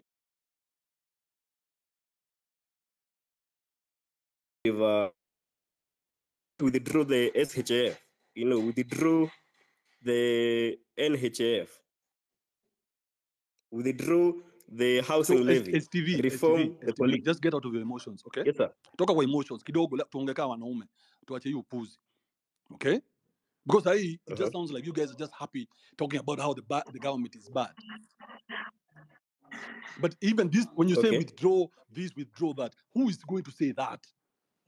So let me kuna lazima mu identify my leaders wenyu mseme mse amekuwa consistent, mse anaweza tubongea, mse akona whatever it takes to be a representative. Why are you afraid of that? Let me finish what I was to say. So I was saying the next step is identifying what is the agenda. Now, how do we identify the agenda and how do we push this agenda? So yesterday we had a very successful space. We can have a space. We can have the tech people creating an open source application where people can actually vote for top 10 issues we want to prioritize. Now, the moment we identify the top 10, we don't need someone to tell us. We just need people to actually vote for those top 10 issues. From there, we document them. And then we give the government maybe 30 days or 60 days to implement those issues. And if that is not done, we can then mobilize people, go to the street, and push to have those reforms. Are still avoiding the elephant in the room. Upende usipende, kuna mtu lazima atakaa kwa hiyo meza. Upende usipende, bro. Na najua you don't want to hear it because you guys have been pushing the leaderless narrative for very long. But that's done. But Kibe, do we really need someone to tell Ruto withdraw the housing levy? You guys, when you told him and you went to the streets, muliona vile alikuja kwa TV. Akawaita nini criminals. He called you treasonous fellows. We don't care. Finally, the bill was withdrawn. We don't need anyone to tell Ruto. No, I'm trying to tell you. If you're going to go in there, you must create your parallel system. Otherwise, without a parallel system, then you become just like KJ. You become like what's his name, Jalas. You become like, who else is came from content creation? Ukicheki sahi mtu kaa Erica, he's trying to get into that seat. Someone like all these people are going to leverage themselves into the seat. Are you getting what I'm saying? No. So Kibe, if you can give me 2 minutes, I just finish what I was saying. No, STB Just my opinion. unatupoteza because sasa unataka kuingia nini paperwork. No, just give me 2 minutes, I just finish what I was saying. I mean, it's just my opinion. So by this agenda, did we lose STB? Joining start again. Building. Hello, can you hear me? Yeah, now we can hear you. Just go back to the sentence, the beginning of the sentence. Okay. So what I was saying is, number one, we don't need a leader. We need an agenda beyond the finance bill. How do we identify this agenda? We need the tech community to build an open source decentralized system where people can actually vote for the issues identified in the tech space, whether it's within TikTok, Twitter, or any other place. Once people have identified these issues, we just need to document that. We don't need anyone to tell us. The voting system will be able to do that. Then from there, we just join either space or any other platform. We tell the government these are the issues we want done in the next maybe 30 or maybe 60 days. And from there, if nothing is done, we just take action, go to the street and demo it. Now, so for me, what is important now is not occupying State House, not Ruto must go. It's for us now to sit down and identify what do we need to do beyond the finance bill. Identify concrete actions we want the government to do. That's it for me. Thanks. Oh, STV sounds like he's reading from a cartoon. Because all these we, who's going to identify the we? Achie, go ahead. Hi, Kibe, and hi, good morning, everyone. Thank you for this space. Wow, I feel so disappointed in our men, Manze. The women come out and then we speak, we say sense, and then the men come. You guys are diluting the whole conversation. You guys are not taking up lead. It's like when people were saying boy child, it is actually showing in this space. Kibe, one thing I'm gonna say, you said about leadership. That is very true. Any state that doesn't have a proper government is termed legally. I'm an advocate it's a state of anarchy. Yeah, you need someone who will be there. But as the moment right now, this thing caught everyone by surprise. We were all angry and we all had our phones. We were all seeing how these people are using our money left, right, and center. And then they started calling us digital wankers. Digital Wangas kasema, hapana, we need to go out and fight for our rights. This more freedom fighters, 1991, when Section 2A was repealed so that you can have multi-party democracy, so that you can enjoy the freedoms that people are enjoying right now. And people want to suffocate us. And you guys are saying that now we need to sit down and talk. I feel like we're being the Lulu. Let's go back. Ruto has a whole ICC. Guys, I'm actually worried. You know, yesterday we were 130,000 and somebody tweeted that State House is listening. Do you think we'll ever have any chance? Okay, I'm not saying we go to State House and we vandalize and no. Even if we're going out to march, the people who are retracting right now, sit down and talk with who? Haven't we been talking? Amma, what have we been doing? People have been complaining. These people went and drafted that bill. I want us to understand that a bill is not drafted in exclusion. Drafting a bill is one of the hardest courses in Kenya School of Law, manze.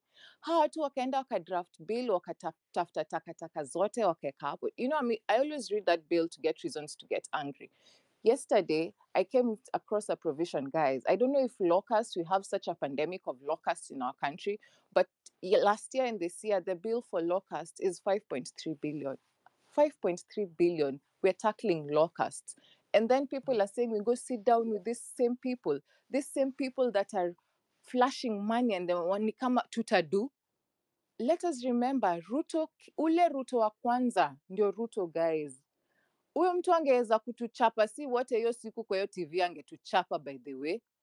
I don't know if you guys, he was really mad. And then when he went out and called us criminals, that's when people are like, no, this person is playing with us. We put him there. This power is ours. So the people who are the Lulu like him are like, hey, okay, right now let us play some PR. And then they play PR from all fronts. And then I was online at that time. All these people, they went down at the same time. Those soldiers, like online, walikuwa na tweet the same, like it had Ruto's handwriting and his people all over, all over. I want to say this. I was an advocate and I was in Azimio's legal team. Guys, that Supreme Court judgment, I had it the night before and I was sent by one of these people's advocates. Si ati nini? This is wrong. This is a chance we have, even though we don't have to go and occupy. Our voice needs to be heard. Why do you guys want to silence something that even the bigger people are like, I'm so proud of, we are so proud of us. We are taking time to read this thing. Ruto goes and reads a whole speech of us. Tunaenda tunaitafuta tunasema imetoka ChatGPT. And then you think Ruto will, after all this, he will sit down after we've embarrassed him like this. He will sit down and just let us do our things. A small government in Twitter. This is a government. This is a rally, like Kibe said, 130,000. Imagine kama sasa hizo rally wana hold. Tukisema, mtu akihold rally, tunaenda guys. Will they ever come out? If they say, okay, we're not marching, but we say every time they hold a rally, we hold a Twitter space and we say we're going to that rally to voice, will they ever come out? Guys, I think I'm getting emotional, but this is our voice. Let's get out. So many people have died. I've had the number is 150, guys. Personally, me, I'm in groups. I've lost like 3 friends. You know, you might think it's far, but as you go out in the streets, that stray bullet could have been you. Mnataka kuongea na watu walieka sniper juu ya parliament.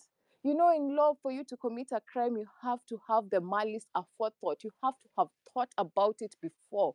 Mkitolewa nyinyi mkishutiwa, mna struggle hata kufika kwa jamii kupata usaidizi, hao wanahepeshwa parliament na ambulance. Na ambulance. It's not fair. Mtu Kasifuna anaenda kututetea hapo anauliza why you shooting live bullets? And guys, you want to sit down until you want to negotiate with these people have lost their lives. God damn it. Wanaume mnafaa kuwa huko mbele. Why are we being more vocal than you?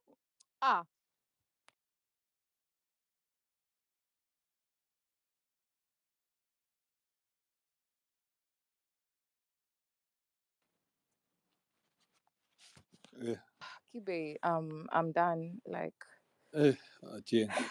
I'm done. Hii kitu imekudunga? Imefika personal, wacha mtu mwingine achukue microphone, but let's just, if you're to be objective, Kibe is saying something that's true. We need a leader, but we need somebody who's clean. Okay, has been defending us for so long, but haezi ongea. But tumekuwa tukimwona, I'm an advocate. He files petitions. You know, that's money. To file petitions, you need that money. He's been fighting for us. We need clean people. For now, we don't. We accept hatuna mtu, ni ukweli. Tunakan kama tuko aimless. But we have an aimless voice that's being heard all over the world. If we're not, those scandals, the white t-shirts, let's get out. People have died, manze. Those are people with families. Mama alikuwa anatoka Githurai kwanza, guys. Githurai, I think we're forgetting. What was that in Githurai? What was that? That is a massacre. That's a crimes against humanity. A cheetah never changes its prints. Ruto ni ule wa kuchoma ile chachi ya Kiamba ndio huyo. Na bado ndio mnasema mnataka kukaa na yeye. After mmekewa sniper juu ya parliament, inakuja kushoot youths. Si Mungiki, si jeshi ya baba, wale ni violence. Walikuwa najua hao ni baddies. Mi ni baddie. Ameniturn mimi soft babe into mtu unapiga makelele hapa online. Hata mtu anaweza shangaa. Msichana ina gani? Atuache mchezo, let's fight for our rights. Yeah, you have the right to picket and demonstrate peacefully. We are carrying placards, we are carrying water, we are carrying toothpaste. Let us get out. Our voice should not be silenced, not at this point. We are really so close. Even the people, mnatishwa baridi, hata wale watu wako kwa military wanasema, watoto hawajui, manzi hawajui, wako so close. Yeah, let's not be real. Wanasema ngati, when they came into power, they are a prayerful government. Guys, this is the prayerful government. Ile inawekea snipers juu ya parliament, hao ndio masagod. Afadhali ule Uhuru alikuwa anasema ni wapombe na mavela. Sisi watu wa mavela tunakwanga very real. We keep it real 100 all the time.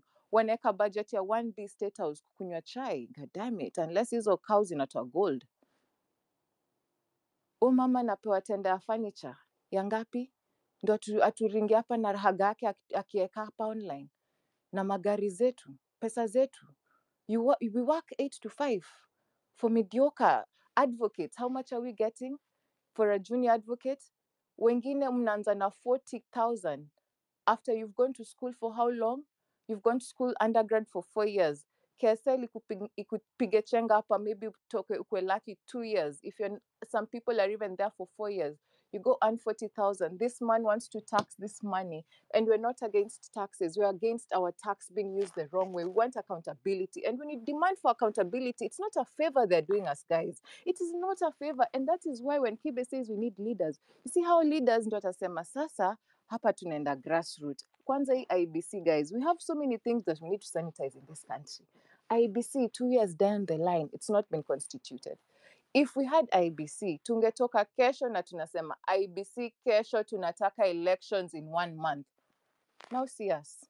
See us sitting pretty as they eat our money. And I know I'm being bitter. Yeah, nimekuwa najua mtanitumia my DMs pro Ruto nyinyi.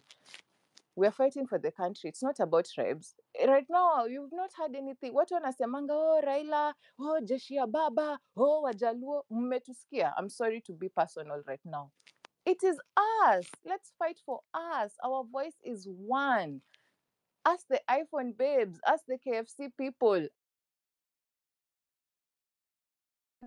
We're the ones analyzing this document that they just wanted to pass blindly to the whole country. I think we need to take up, and to the wakilis, let us start doing proper civic education. You know, most people don't even know sazile kuna public participation ya bills. So many bills pass in parliament. I wish you guys would know. So many bills pass in parliament that to me, the government of Kenya to make this finance bill a life or death situation is baffling. Alafu waende Githurai pali waliwavotia na waende wamada hata hapo sikuelewa by the way. Hiyo script nimemiss. Hiyo nitarudia. Hiyo syllabus ilienda haraka sana. What was that?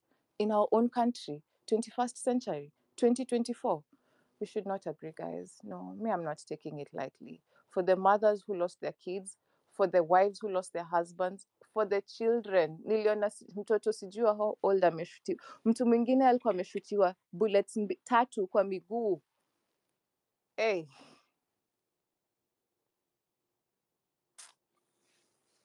Otek. Yeah, that's all. Let's just our voice. Let's not silence our voice, guys. Let's not silence our voice. Yeah, okay, yeah. Thank you, Achieng. I appreciate that. Achieng, I don't know why I'm madam, sijui ni kwa nini, but the ladies have more psyche than men. Why? What's that about? What's going on there? Charlo Kule, what do you think that is? Yeah, thank you, Kibe, for giving me this opportunity to speak on this podcast. Now, I want to say a few things in the next 1 minute or 2. A seed has been planted, and why we are here is to keep that seed growing, and we must not stop watering it. And we all understand that there are many things, or there have been many things that have been going wrong with this administration, and finance bill was just the trigger that caused the beginning of this revolution. And to speak into the emotions and whatnot around it, I would say this. It is very easy to whip emotions than logic, but as the youth of this country, I'm a millennial myself, we need a balance of emotions and logic. We need to be sober, even as we continue running with this revolution. Revolutions are not won in a day. Revolutions go on for some time, if you ask me. But the issue of leadership is very key, and I would say this. Being leaderless is a curse and a blessing at the same time. Why? Being leaderless, it is very easy to keep going and mobilizing because Kibe, myself, Achieng is not waiting for someone to tell him or her, let's go. But we also have to be cognizant of the fact that it is very hard to keep track of key deliverables when you do not have leadership. It is very hard to strategize without leadership. And we must understand we are on this side and they are on that other side. Don't think that they are sitting pretty somewhere and not strategizing. If we don't strategize, just know that this is war and wars are won on strategy and we should strategize as well. That is why it is very critical. As much as we'd want to say currently it is not for some people that we have a leadership. Now, my daily JD description involves strategizing, and the essence of strategy is to plan, to know what, the how and where, and then from there you proceed to the next step, which is to execute what you've planned. At the end of the day, after your execution, you have to sit back and do a retrospect, understand, or rather see the things that you planned. Have you done them in your execution period? Because if we are not working in the same voice, this is to say, I am in Nairobi currently. I know what I'm fighting for. Does that guy in Turkana, that Gen Z in Turkana, that Gen Z in Garissa, that Gen Z in Mombasa, that Gen Z in Lunga Lunga at the border of Tanzania, do they have a list of the things that we are fighting for? If you call someone to stand up today and you ask them, now, we are fighting for the rejection of the finance bill, 2023-2024. Now we are fighting, we are continuing our fight. What are the things that we are fighting? And this has been the problem that we've had, which also speaks into civil education. Why am I saying this? You find that people are just going in a crowd. If you tell them what the crowd is fighting for or what the crowd is all about, they will not be able to itemize the things that the crowd is advocating for. We need to walk in the same pace, cognizant of the things that we are fighting for. And for me, as I finish, we must be able to have a list of the things that we want addressed and in what order. You cannot have 20 things and then you want them done at the same time. Sometimes it could be possible, sometimes it is not possible, mostly it's not possible.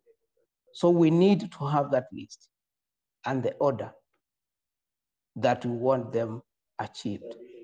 Then from there now we can now look at what are the tactics that we are going to use, demos being part of them, to make sure that we achieve what we've itemized to achieve. For me, very lastly, the bill has been rejected. It has been taken back to Parliament. For me, if you ask me today, I would say we go and camp at Parliament. We force the Speaker to convene the Parliament and they officially withdraw that bill in totality because of the intricacies that can happen in lawmaking, looking at our constitution. Then at that same time, that's the time that we should be looking for leadership. That's the time we should be looking for the other things that we need addressed. Then we rally with that. We do not stop. We continue until all our demands are met, including the resignation of the president, if it has to come to that point, including the constitution of the IBC and all other things that I would like to see. Thank you, Kibe. Back to you. Kibe, can I say something? Uliniita nilikuwa najipanga kwenda maandamano. Ushatoka? Hapana, ndio sasa nishavaa, nataka kutoka tu saizi. Take, give us your points. Okay, so first things first, I'll talk about what I know and shun from what I don't know. Alafu, I'll actually dwell with your speech ya Prezo jana, and I'm speaking from a POV yenye, I'm a journalist myself. And one thing I'd say, kwanza kabla nianze, it's just to condemn all the journalists pia, number one, because at the end of the day, we are looking at a good example, mse kama Larry. Looking at him, what he's actually doing, huo ni mse mwenye amedefy all odds. He's not being bent at all. Nacheki, alafu my fellows here, I actually did a tweet in regards to the same jana. My fellow journalists hapa hivi, because we know, sisi ni watu wenye Wednesday pale jioni tuko bunge, tunapatiwa tu hizi handouts na hawa UDA MPs. That's why people are afraid of talking. And kukuonyesha hii kitu ya Ruto jana ilikuwa ukora. Look at the media stations that were even given chance to like speak out. Au ni watu wawili. Hiyo ni Cape Media. And we're also looking at MediaMax. Angalia who they are affiliated to. So this whole thing was planned. Because as a media practitioner, I know there is one thing about priming and framing. Media ndo inatumikanga saa zingine kuset agenda. So in as much as tuta come out kukondem, and I was even telling a couple of friends ile time yenye wasoa na wanaanza kukondem hapa ati Kibe amesema hii, ye ni mbaya, Butita ni mbaya, nini, ni sawa. Guys can condemn, but we also not looking at the people who we are supposed to condemn. Because kazi ya media ni nini? Tuko hapa hivi ndani sisi wote. Kazi ya media ni nini? But we are seeing the people are not even saying anything. Unaona, because kuna ile kitu yenye wanasemanga ati kuside. You are also allowed to have your opinion, because what is happening right now is actually not supposed to happen. So hiyo ndio beat yangu about the media na ukore yenye inafanyika, because at the end of the day they're also being twisted to try and create a certain agenda to the people. Unaona, na ndio maana huwezi cheki mse wa media, mse wa Standard anapewa hata mic aonge, hauta cheki mse wa Royal Media pia anapewa mic aonge, because they know what they will ask, and probably that's the same thing yenye itaweka down to the ground. Alafu saizi I'd honestly say sahi ni time ya tuende tu pale nje kwa streets. At the end of the day, nimekam kurealize one thing. I'm saying this because I'm, as well as mi nimefanya masters yangu, so I'm also educated as per they say. Lakini nimekam kurealize kitu moja, saa zingine kutotumia akili huwa inasaidia. A good example is Salasia. Salasia is my area MP. Mimi ni msomo mi assist. Huwa jamaa tunamtusi, tunafanya kafala nini, but anapiga job. Unaona? And what do we want these leaders to do? Wapige job. Sasa saa zingine, in as much as we'd want to be overthinkers, tunatoka from our cocoons hapa hivi, kuna maloya hapa, kuna sijui watu wagani, wana overthink, wanasema ati, there is this. Hiyo ku-overthink ndio itafanya to drown. We are not supposed to overthink. Strike while the iron is still hot. Saizi ni point yenye tumefika, we are not even using, atufai hata kutumia akili.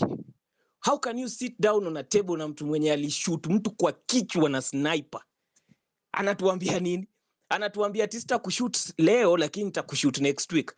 You see, so that's the whole point. We are supposed to reach a point yenye, because these people are afraid of force. Na sasa tukifika time yenye tunaanza kutoana chini, tunaanza kusema nini, it doesn't make sense. The only voice of reason that na believe inafaa to reason too, alafu tuache reasoning, tukishamaliza hiyo reasoning ni a leader. Because to be honest, hata what Kibe you were saying about we really need a leader, hiyo ni ukweli.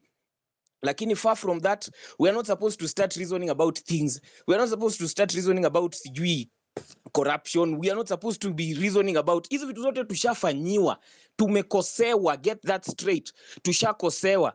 And I'd be honest with you guys, mimi sikuenda maandamano ya kwanza on Tuesday, but from what I saw, the way vilifanya kuanzia Tuesday ndio nilikosa pekee, but hizi zingine zote nimekuwa bro. Why? Because I saw we've been wanting this particular thing, na kuna wase, kuna majenzis wameipush. Sisi millennials, what best can we do is to support them. Sasa kama saizi siwezi danganya, mimi sijui niko kwa rende gani, lakini naenda. Kama kuna wa parliament tutaenda, kama kuna wa state house tutaenda. Because of what? Because of numbers. In as much as we have the brains, they cannot listen to us if we don't have the numbers. Na hizo numbers ndio tumekuwa tukionyesha tuko nazo. So in as much as tunataka kuanza kuambia hapo hivi wase, there is this, tuna overthink, tuna rido, sijui, nini, tutoke tuende kwa streets. Saa zingine akili pia isaidiangi. Let us use that force, alafu tukitumia hiyo force, ya tuharibu vitu za wase, tunaenda for the numbers. atakuja basi tao rande tu basi. It's important that we have those numbers, and it's important that these people know that we are supposed to be here and they're supposed to listen to us. So once we are done with that particular space, ndio tutaenda sasa kwa leadership. Hiyo kwa leadership ndio reasoning yenye tu mimi nakubaliana that we can channel our brains towards it. Hapo kwa leader correct ni sawa. Cause saizi hata tunachikia hata hao maselebu wenye wanasumbua wase mtaani, no offense, hakuna mtu mmoja mwenye jana niliona Otile Brown ako huko anazunguka ile side ya Luthuli Avenue. Haya, kuna wengine wenye tushajua ni wapale I&M, hiyo corporate zone. Wanatulia hapo hivyo. But when the action starts to get down, si kuna the likes, kuna mtu kama Obina si anatokea na mse wake wa video anamwambia make sure umecapture hii kitu ikiniendea. Guys are taking this thing kama wana ride nayo. Yani ni kama imeanza kuwa for the likes, social media imeanza kuwa nini? We are fighting for our rights, but and for the very first time voice yetu imeanza kusikika. So hii ndio time yenye hawa watu wenye watuonyesha hawa kina Khalif Cairo ama kina nini wenye wanatuonyesha that they can do it, ndio basi inafaa sasa tuende. By the way, today is the day. Today is the day kabisa. Leo ndio ile siku yenye tunawaambia hapana, ni hivi. Then from here now we can now decide that we are using this particular person as our leader.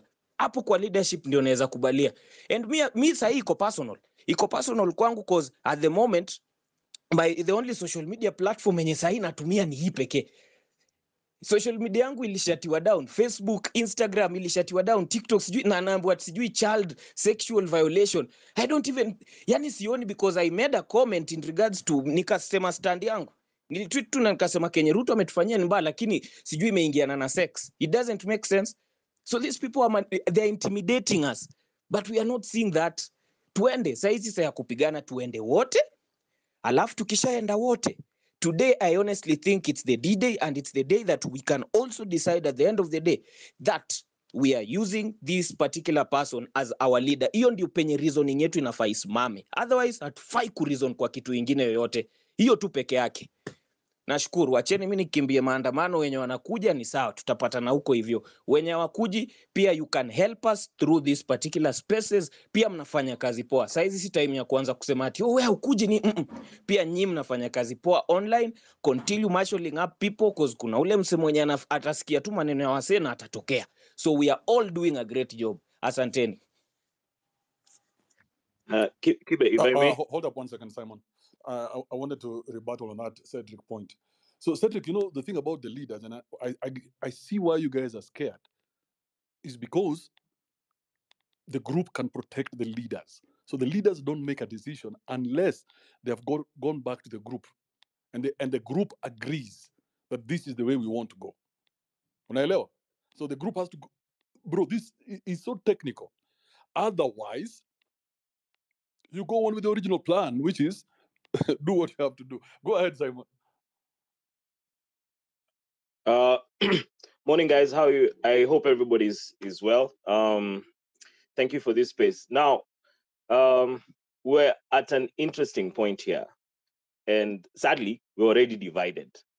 And it's good that we admit that we can never all agree on the strategy and the attack points.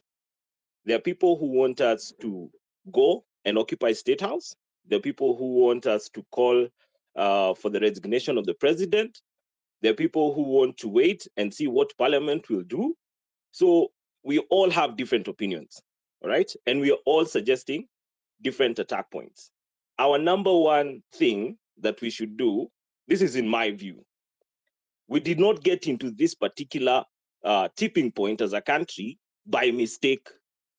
It was by design. It was by design of the 2010 Constitution. And there are some things that we should address, because even if we choose a new president today, he will still have a headache running the country. Why? Because our finances are not well set up. When we decided to create 47 counties, there is no country in this world that has such an expensive system of government like Kenya. If you go down to South Africa, they have 9 governors and things are a little bit working, all right? They have about 450 MCAs. Huku tuko na 1,643 MCAs, plus another 770 nominated MCAs. So we're spending billions maintaining political offices that are not helping us. And that's why I honestly feel we're at a point where we should escalate the conversation past the finance bill. It is sad that lives were lost when we went to demonstrate. I was in the CBD and I saw guys being shot down, right? I was in the CBD and it was actually terrifying to see somebody lying on tarmac. But also, it's good that we admit, how did we get here also? The Kenya Kwanza coalition will not listen to us. That's how we're on this particular tipping point, where guys are now, okay, kama ni mbaya mbaya, twende. And there's no way Kenya Kwanza is going to listen to us. The deployment of the military was a show of strength from the president and from the Kenya Kwanza administration. Na jana muliona wakijipigia makofi. All right? These guys are not ready to listen to us. But also, it is wise for us to observe a little bit of restraint. Let us not just say, okay, I know emotions are high, people are angry, people are hurt, all right? And that's fuel for the revolution. But also, we need to show a little bit of restraint because we have a country to build. Right now, if you listen to the president's speech, he talked about austerity measures, which was a good strategy. Me, I'm a finance guy, all right? It's a good strategy because what austerity measures mean is that the government should actually cut down on unnecessary expenditure. But now, owing to the fact that Kenya Kwanza is not willing to listen to us, me, the one thing that I would propose is once the bill is actually withdrawn from the floor of parliament, it's high time we sit down as Kenyans, sisi wote tukiwa kwa hii platform, and Kenyans across the country, and also those who are abroad, and we say, yo, the salaries of the MPs is too high, cut it down. The foreign travel is too high, cut it down. We're spending too much money renovating offices, we need to cut down this. Because if you listen to last week, Treasury sent a letter to Parliament and they said, yo, guys, if you don't pass this finance bill, we're going to cut help. We're going to cut the salaries for the medics, the JSS teachers, all right? So they deployed a strategy of saying, yo, there will be repercussions if you guys don't pass this finance bill. But now we as a people should go ahead and say, you're not cutting help. You will still pay our teachers. You will still pay our medics, all right? We will still have CDF funds. What we need you to cut is the unnecessary expenditure. That means foreign travel, all right? And I want to remind guys, there was a time Uhuru Kenyatta was the finance minister during Kibaki's time. And he called for austerity measures. Now, I know you guys remember when he ordered all cabinet secretaries to drive a car not having a maximum of 1800 cc's. And we saved 2 billion in a financial year doing that.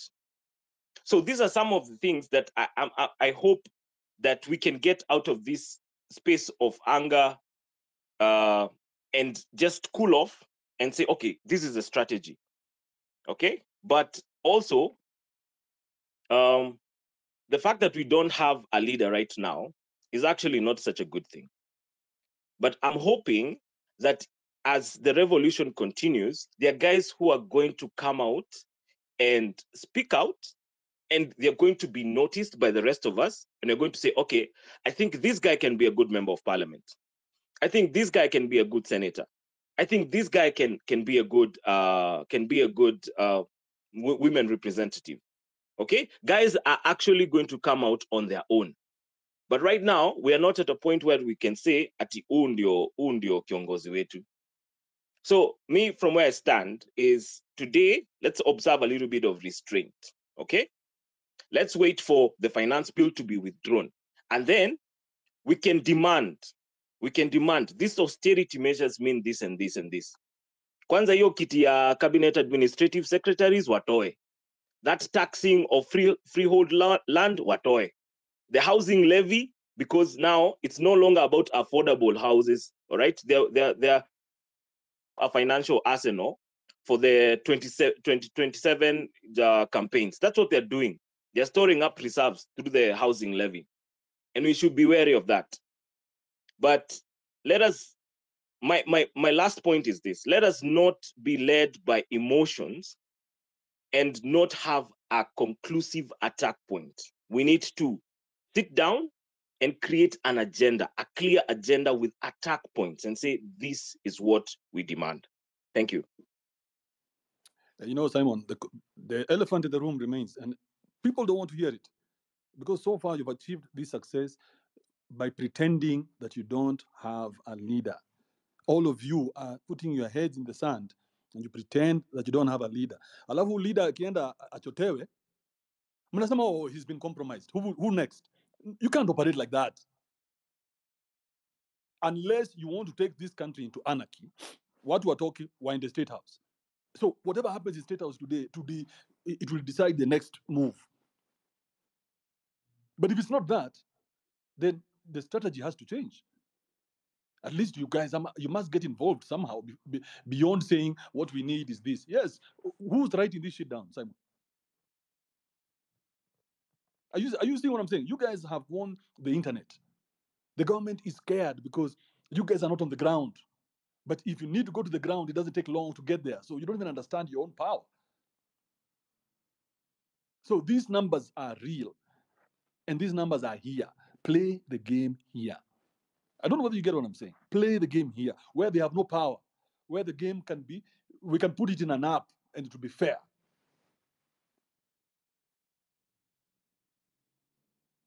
And it will be within a very short time. So thank you, Simon. I appreciate that. Let's move quickly. The Dawn, what's up? All right. Kidinji Muriungi. Yes, Kibe. Yeah, so I don't want to be emotional here. Let me try to put in some sense into people's head. And I hope this goes to all of us. Sincere apologies to the lives zenye zilipotea. I've never really been into politics. I've never been on demonstration, but Tuesday maze ilinibidi.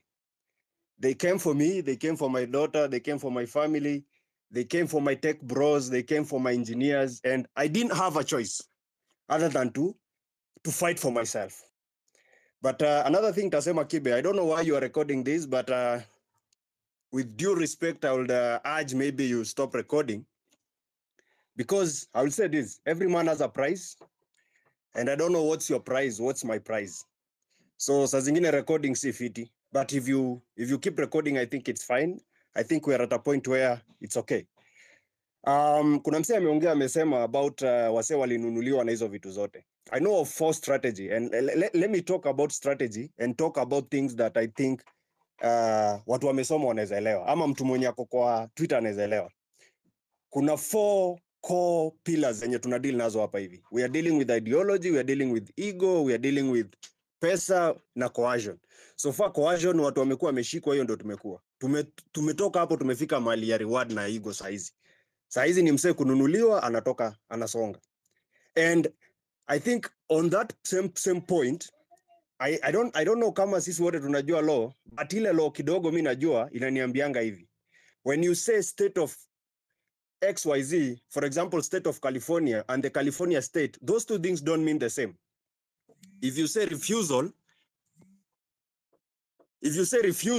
and you say withdraw, those two things don't mean the same thing.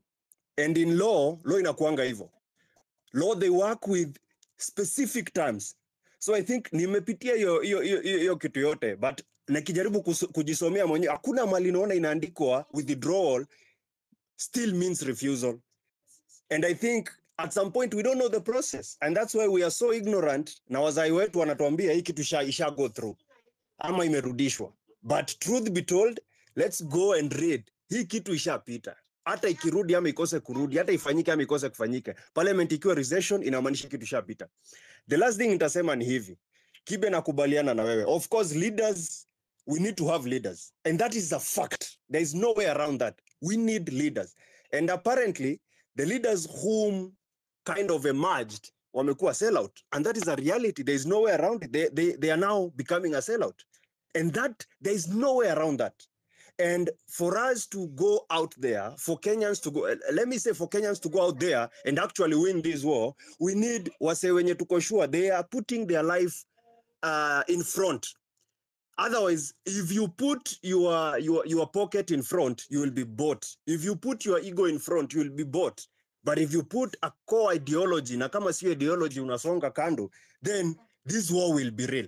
I've never really felt so hurt than the way I'm feeling right now, because we are not fighting Ruto. We are not fighting whoever who is there. We are fighting Kenya governance as a whole. That is a different thing. That's why you see even soldiers. That's why you see even police. That's why you see even anybody who has a sense, anasema enyewe, you guys, you are too close to winning this. The last thing I will say is, it doesn't matter what happens. There are 4 stages zenye tumekuwa tukienda. Ya kwanza ilikuwa ni arrest, na bado wana arrestiwa. Ya pili ilikuwa ni propaganda, bado propaganda iko. Right now you see, we have 2 parties. Kuna moja wanasema, hey, now let's back down, oh, this and that, propaganda. Stage ya tatu ni fake diplomacy. Na hiyo diplomacy ndio iliambiwa ni ya Sunday. And then the 4th state inakuanga ni full confrontation. That's why you see mass shooting. And so, because now, power imeenda. And I know for sure, right now we are at that point where we are debating between, should we execute stage 4 and stage 3, which Kibe is talking about leadership, we bring representative, or should we go to this 4th stage where we are going for full confrontational? Because at the moment, of course, kuna few arrests there and there, kuna propaganda, but where we are looking into going, it's either going into the 3rd stage or the 4th stage.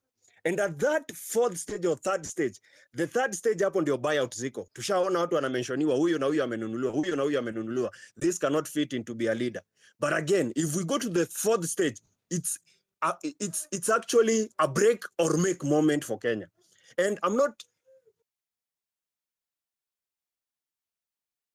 by the way, I do at all. I do not advocate for anybody to lose life. What I'm advocating for is for a Kenya that maze msichana wangu ana grow, anaanza shule kesho. I want a Kenya mwalimu mtoi atasoma. I have an opportunity. I'm a student in the US, but maze I don't want to stay in the US. I want to stay home. Anytime niko US, I feel as if I need to come back. There is everything there. There is cars, there is good money. Systems are working. But maze, you go on the street, someone pisses on you and tells you, nigga, go back home. But when I'm here, I can talk, I can do, I can live. I have military friends, I have police friends. I feel secure here. But trust you me, 48 laws of power ikukosea wakati ilisema crush your enemies in totality. And whenever you engage in a bully, be sure you are the one to take the last blow, the last punch. By the way, Moi was a good guy. He was a very innocent guy until 1982. During coup, and Moi turned into a monster. Putni was a good guy until chaos zikaanza kama hizi vile zimeanza in state. Vile zilianza, Putni turned into the monster he is today. Ruto was a Christian guy, good guy, whatever, in history. I'm trying to paint a picture here. But truth is, we have 2 things.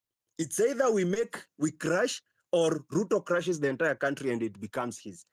I'm not a political person, but I know for sure, power has a way. And 48 laws of power ikudanganya, wakati ilisema crush your enemy in totality, or else he will crush you in totality. Nitaiachia hapo. Kibe, can I speak after that? Yeah, Reinhard, go ahead. Okay. Kibe, you brought out a good point which I wanted to bring about leadership. But the problem is you are having, okay, we want leadership. Now, we cannot let people choose themselves. Like na Khalif Cairo yemekuja tu for views or this thing. Because before that, he was not talking about the government or governorship. So me, on my own, as a suggestive, tuangalie wale watu ambao wamekuwa wakijania government before this even the bill 2024 come. We have an example of Okiya Mtata. Okiya Mtata has been going through A, B, C, D to the court to kupinga hizi bills za government ambazo zimekuwa zikileta. Even Eric Omondi has been fighting even before the bill. Me on my own, you don't bash me, people don't come to bash me because I'm bringing out my views. Wale watu ambao wamekuwa kipigania these hours before the bill came out. So Kibe, even as a kuambia we, just try to hold a view, a poll and ask people, who do you think might become our leaders? People should bring out the names and then we can bring them to the spaces where we can say, okay, sisi tutakuchagua wewe to become our leader, to go represent us. Because even if we say Ruto must go, what next? After he's gone, who's going to come next? Because hatuwezi jirule sote, hatuwezi jirule sote. So kuna watu wamekuwa wakitupigania before the bill. So people should come out as Gen Z, as even as millennials, as boomers, those who are supporting us. Nani unaweza think anaweza go to represent that without having fear? Because kina Khalif Cairo and kina Hanifa tumeona tayari wameanza kubo, you should not go this that. Tunataka mtu ako ready. If you are going to go, if you are going to stay to occupy status, is going to occupy status. There's no coming back. Because hawa tutaro wameshaona they are trying to become sellouts. So that's my point. Naweza kuomba Kibe pia try have a poll. Who are you suggesting to become leaders to go represent us? Even if it's going to have talks with the president, let them go and have talks. But hii kusema nini, people are repeating the same point here. Unaleta a different speaker, but points zinarudia. So the next point iko hivi. Nani anaweza kuwa leaders wetu? Who are you suggesting, you guys? So the next speakers, when they come, I want them to speak. Who are you suggesting? Even if you're suggesting yourself, say, I'm suggesting me because I've been doing this A, B, C, D, A. Like that. Thank you. That's my point. All right, thank you, Reinhard. Mwangi, what do you have to say? Mwangi, hold up. I want to hear from Fatuma. Fatuma came in hot. Fatuma, go ahead.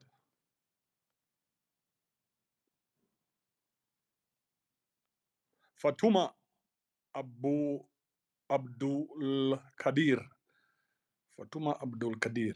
Do Muslim ladies have a second name of their own? Ama inakuanga Buddha ama husband? Sijaijua. Mwangi, go ahead. Fatuma is doing her own things. Thank you so much, Kibe. Thank you for this opportunity to make my 2 minutes sense. So I'm speaking on behalf of the diaspora youths. First of all, niseme, thank you so much, guys, for making us proud, for feeling that we are owning this country, for bringing sense into every one of us. Tuna feel very proud of each and every one. So first I want to say this. Article 1 of our constitution says that the sovereignty of the country belongs to us, the people. That means the country belongs to all of us. And this is the time for us. So for me, I work with people from so many nationalities. And every time I'm going to work in the few days, they tell me, oh, we hear what is happening in Kenya, what is happening to your country, ni nini inaendelea. And I feel like right now, the world has open ears. The world is watching what is happening. Like game ni 90. So I feel like if we lose the momentum and go back home, then it means the world also closes its ears. So it's a time where we need to keep the momentum alive. Let us not leave the streets. But as we continue being in the streets, we need to do something that will actually be seen on the ground in terms of law.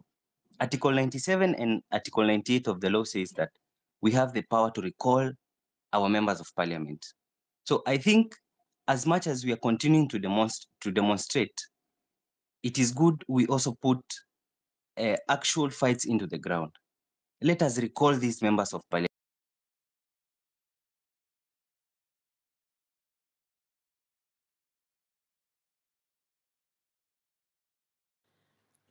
Mwangi, did we lose you? Who else is there? Can anybody hear me? I think it's my problem. Fatma, Yes, can you hear me?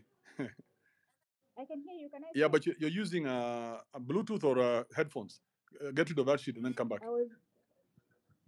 Oh, can you hear me now? Lazima utoe ama kuja karibu kwa mic. Na sahi? Much better. Okay, sawa sawa. So I just want to thank you Kwanza for the opportunity and for organizing this space. Me, I want to start by congratulating those who have done what they have done, the Gen Zs. You have already won the first step, but this is just the beginning. And I want to use the example of football because I'm a footballer. You can't play a game without a captain. There must be leadership. However small, including the teams in the villages that play on the barabara, they have a captain. Even if it's the owner of the ball who becomes an automatic leader, there must be leadership. I just watched a clip where Bonnie was being harassed and being shouted down. What are we showing? Whoever tries to stand up as a leader is put down or they are bought out. And it's really confusing for the young people I know, but we can't bury our heads in the sand and say we don't have a leadership. Leaders are either born or they are created by movements like the one we have in Kenya now. And for me, it's high time. Give me the ball, I will score the goal myself. There's no point of standing on the sidelines and cheering the young generation, the Gen Z. As a Generation X, I want to join in the demonstration. But I can only join when I know what we need next. What are we doing next? Already, Ruto has conceded, but the concession has, as an advocate, I will say there are the fruits that are hanging low that we can pick. He has conceded, yes, but Parliament is not sitting until 22nd July. So within 21 days, the bill is going to be low. And these are red flags. How do we respond to this situation without a leadership who is going to help us to strategize? Yes, we've come out in our numbers, but what next? The next level has to be different. The strategy has to be different. If you saw the members of parliament yesterday at State House cheering, definitely it was like they were mocking us and they were laughing at us. For them, it will be the same because they'll issue the 100 shillings handouts during elections, buy us changa, and we will again sing and dance for them and vote for them. It's the young people who have the numbers. For me, the next strategy will be first, it will be to create the leadership structure. In every county, even if it is the young parliamentarians, we have youth assembly in every county. We can start there and build on that. And secondly, in Nairobi, we also have the youth assembly, and that can be a point to start. And in every county, then reach out and form a structure, and we have a youth council in Kenya. And I have done this through football in Marsabit and in Ethiopia. And it's possible to work with the young people in a structured way. I've done this for the last 21 years through football. Our football has 3 halves. The third half is for dialogue on issues that affect the young people. We start from age 7 all the way to age 25. And why we stopped at 25? Because by 25, most of them would have spread their wings. They're able to fit into the society. For us, the key thing that affected us was about conflict, tribal conflict, and terrorism. And to beat that, you literally have to disarm the young people physically and disarm them mentally. And we did the mental disarmament through football.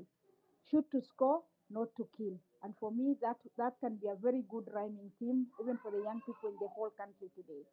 But each team must have a captain. Each team must have a leader.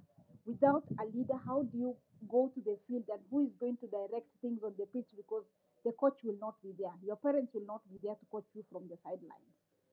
The Generation X will not be there to coach you from the sidelines.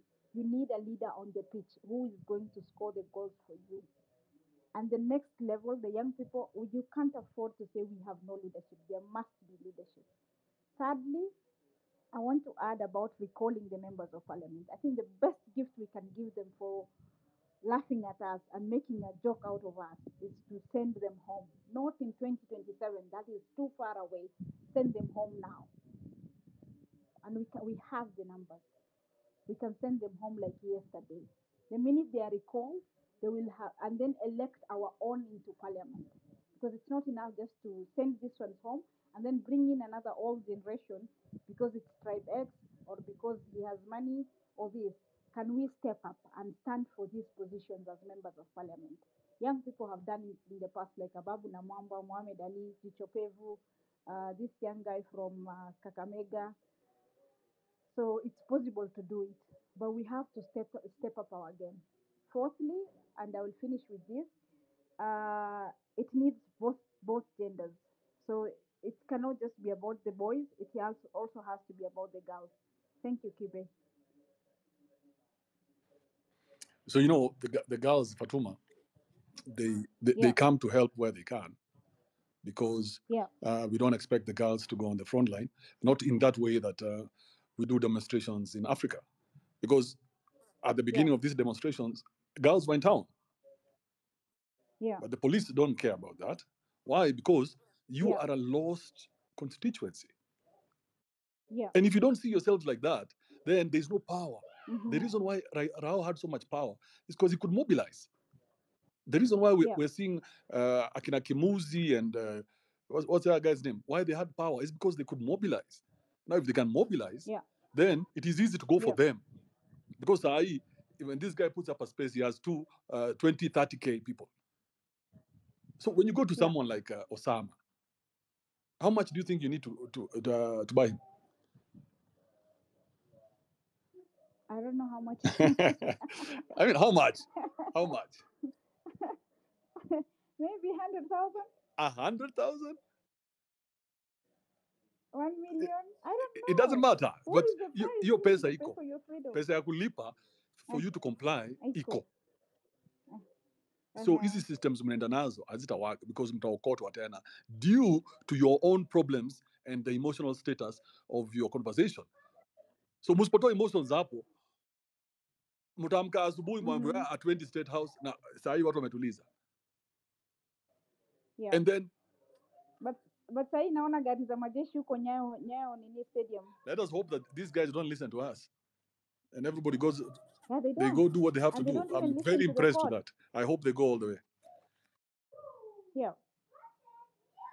All right, Fatuma, anything else? No, thanks. Thank you, Fatuma Abdul Kadir. Who is this? Omukami Weka Bondi. Bondi. What's up? Akiba, can you hear me? Coming. Yes, go ahead. Yeah, thank you so much. First, I'd like to appreciate you for this space. And then second, I'm like, maybe we call off this space for some time, then you come back later so that we go to town. We join those people that are in town because I'm not yet there. Then secondly, I'd like also to bring this to our notice that how did this all begin? How did the reject the finance bill all begin? I'm convinced that there was someone who put up that slogan. And so if there was someone, still we need someone to direct us on where we need to go, to come up with agendas, but we need someone who can lead us on where we need to go. But first and foremost, please, let's mobilize people to go to town, because when they are paying people, when they can be able to pay people, meaning that we are almost at the very near end, because at first they couldn't pay anyone because they knew we were just a passing cloud, just a passing wind. But right now, it's like it's a cloud that has gathered and it's just about to rain. So I encourage all of us to go to town, like to wear white. If we're not going to parliament, then I'm going then to mourn for Kina Rex and the people that were killed in town. So that is my sentiments. Thank you, Kibe.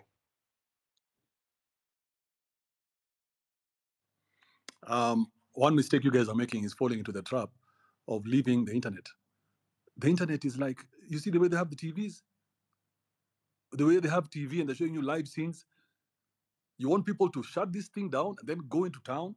Why? The people who are here, if you've made up your mind to go to town, why do you need to be told what to do? Hiyo kitu nikasirisha ni aje? Because sasa wewe umekama up na idea utakwambia watu twende town, but bado unataka uingize point yako hapo.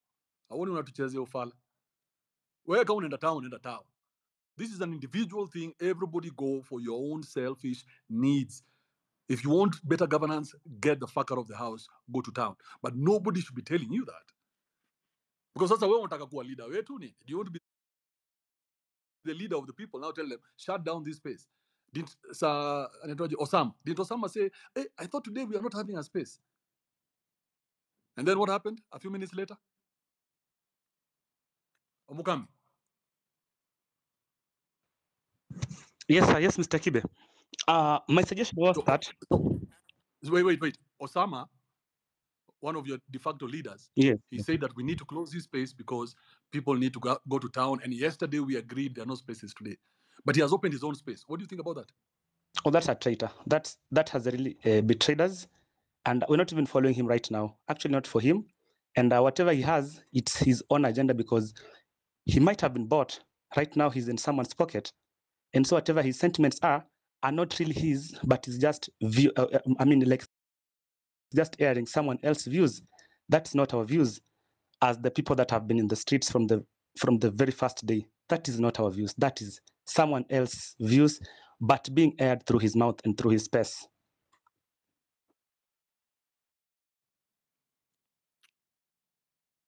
Mukami, whether you guys agree to it or not, leadership lazima muichukue, mupende musipende, because sasa mtakuwa mnaokotwa.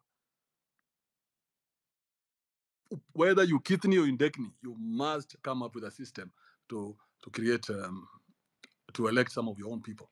That should be the only, not the only. I mean, that is such a strong message, because you're saying we need to go back to the polls. We need to have our own representation in there, because you guys in there are not representing us. Simple. Keep it as simple as that. You start asking for too many things, then hizo mnataka mtapewa, because isn't it details? If there's a lawyer in the house, tell me how many more bills pass every day that Kenyans have no idea about. Who is going to find out which bills are those, and how are we feeling about them? There must, mupende musipende. Na sahi mnafaa mko campaign.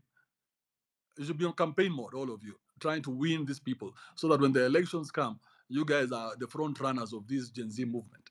Let's move on. Let's move on. Nkada, what do you have to say?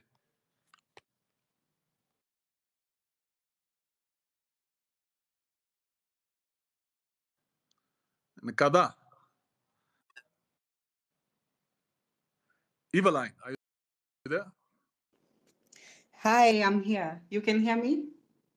Yes, go ahead. Okay, sure. Thank you. First of all, I want to thank you, Kibe, for this platform. To be honest, some of us, we are not, we don't work in Kenya. So basically, we can follow live what's happening and everything. And also with the demonstrations, at least tunasaidia where we can in one way or the other, yeah? So basically, Yeah.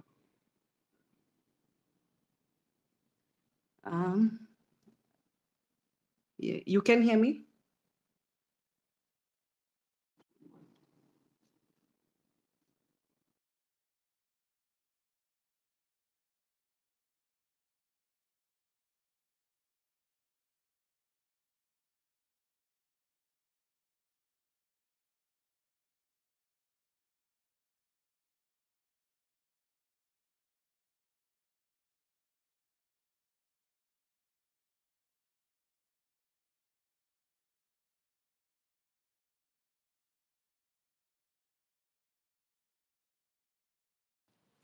We lost everybody. Nduta, are you there?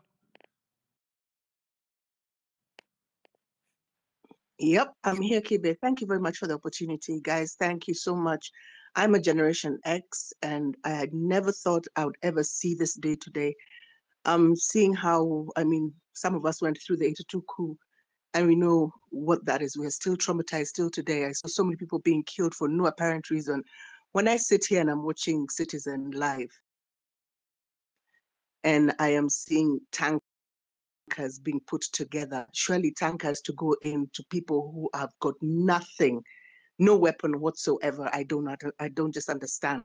And all these children are calling out the truth. It is true what I saw. I've never seen a president who is not corrigible. I've never seen a president who doesn't care. I saw those ministers behind there clapping like they had just, I mean, it was just unacceptable. Pride I have never seen. But on the same time, we have to be very careful, because these guys, as somebody said here earlier, they're 10 steps ahead and they will provoke you. So you need to be prepared.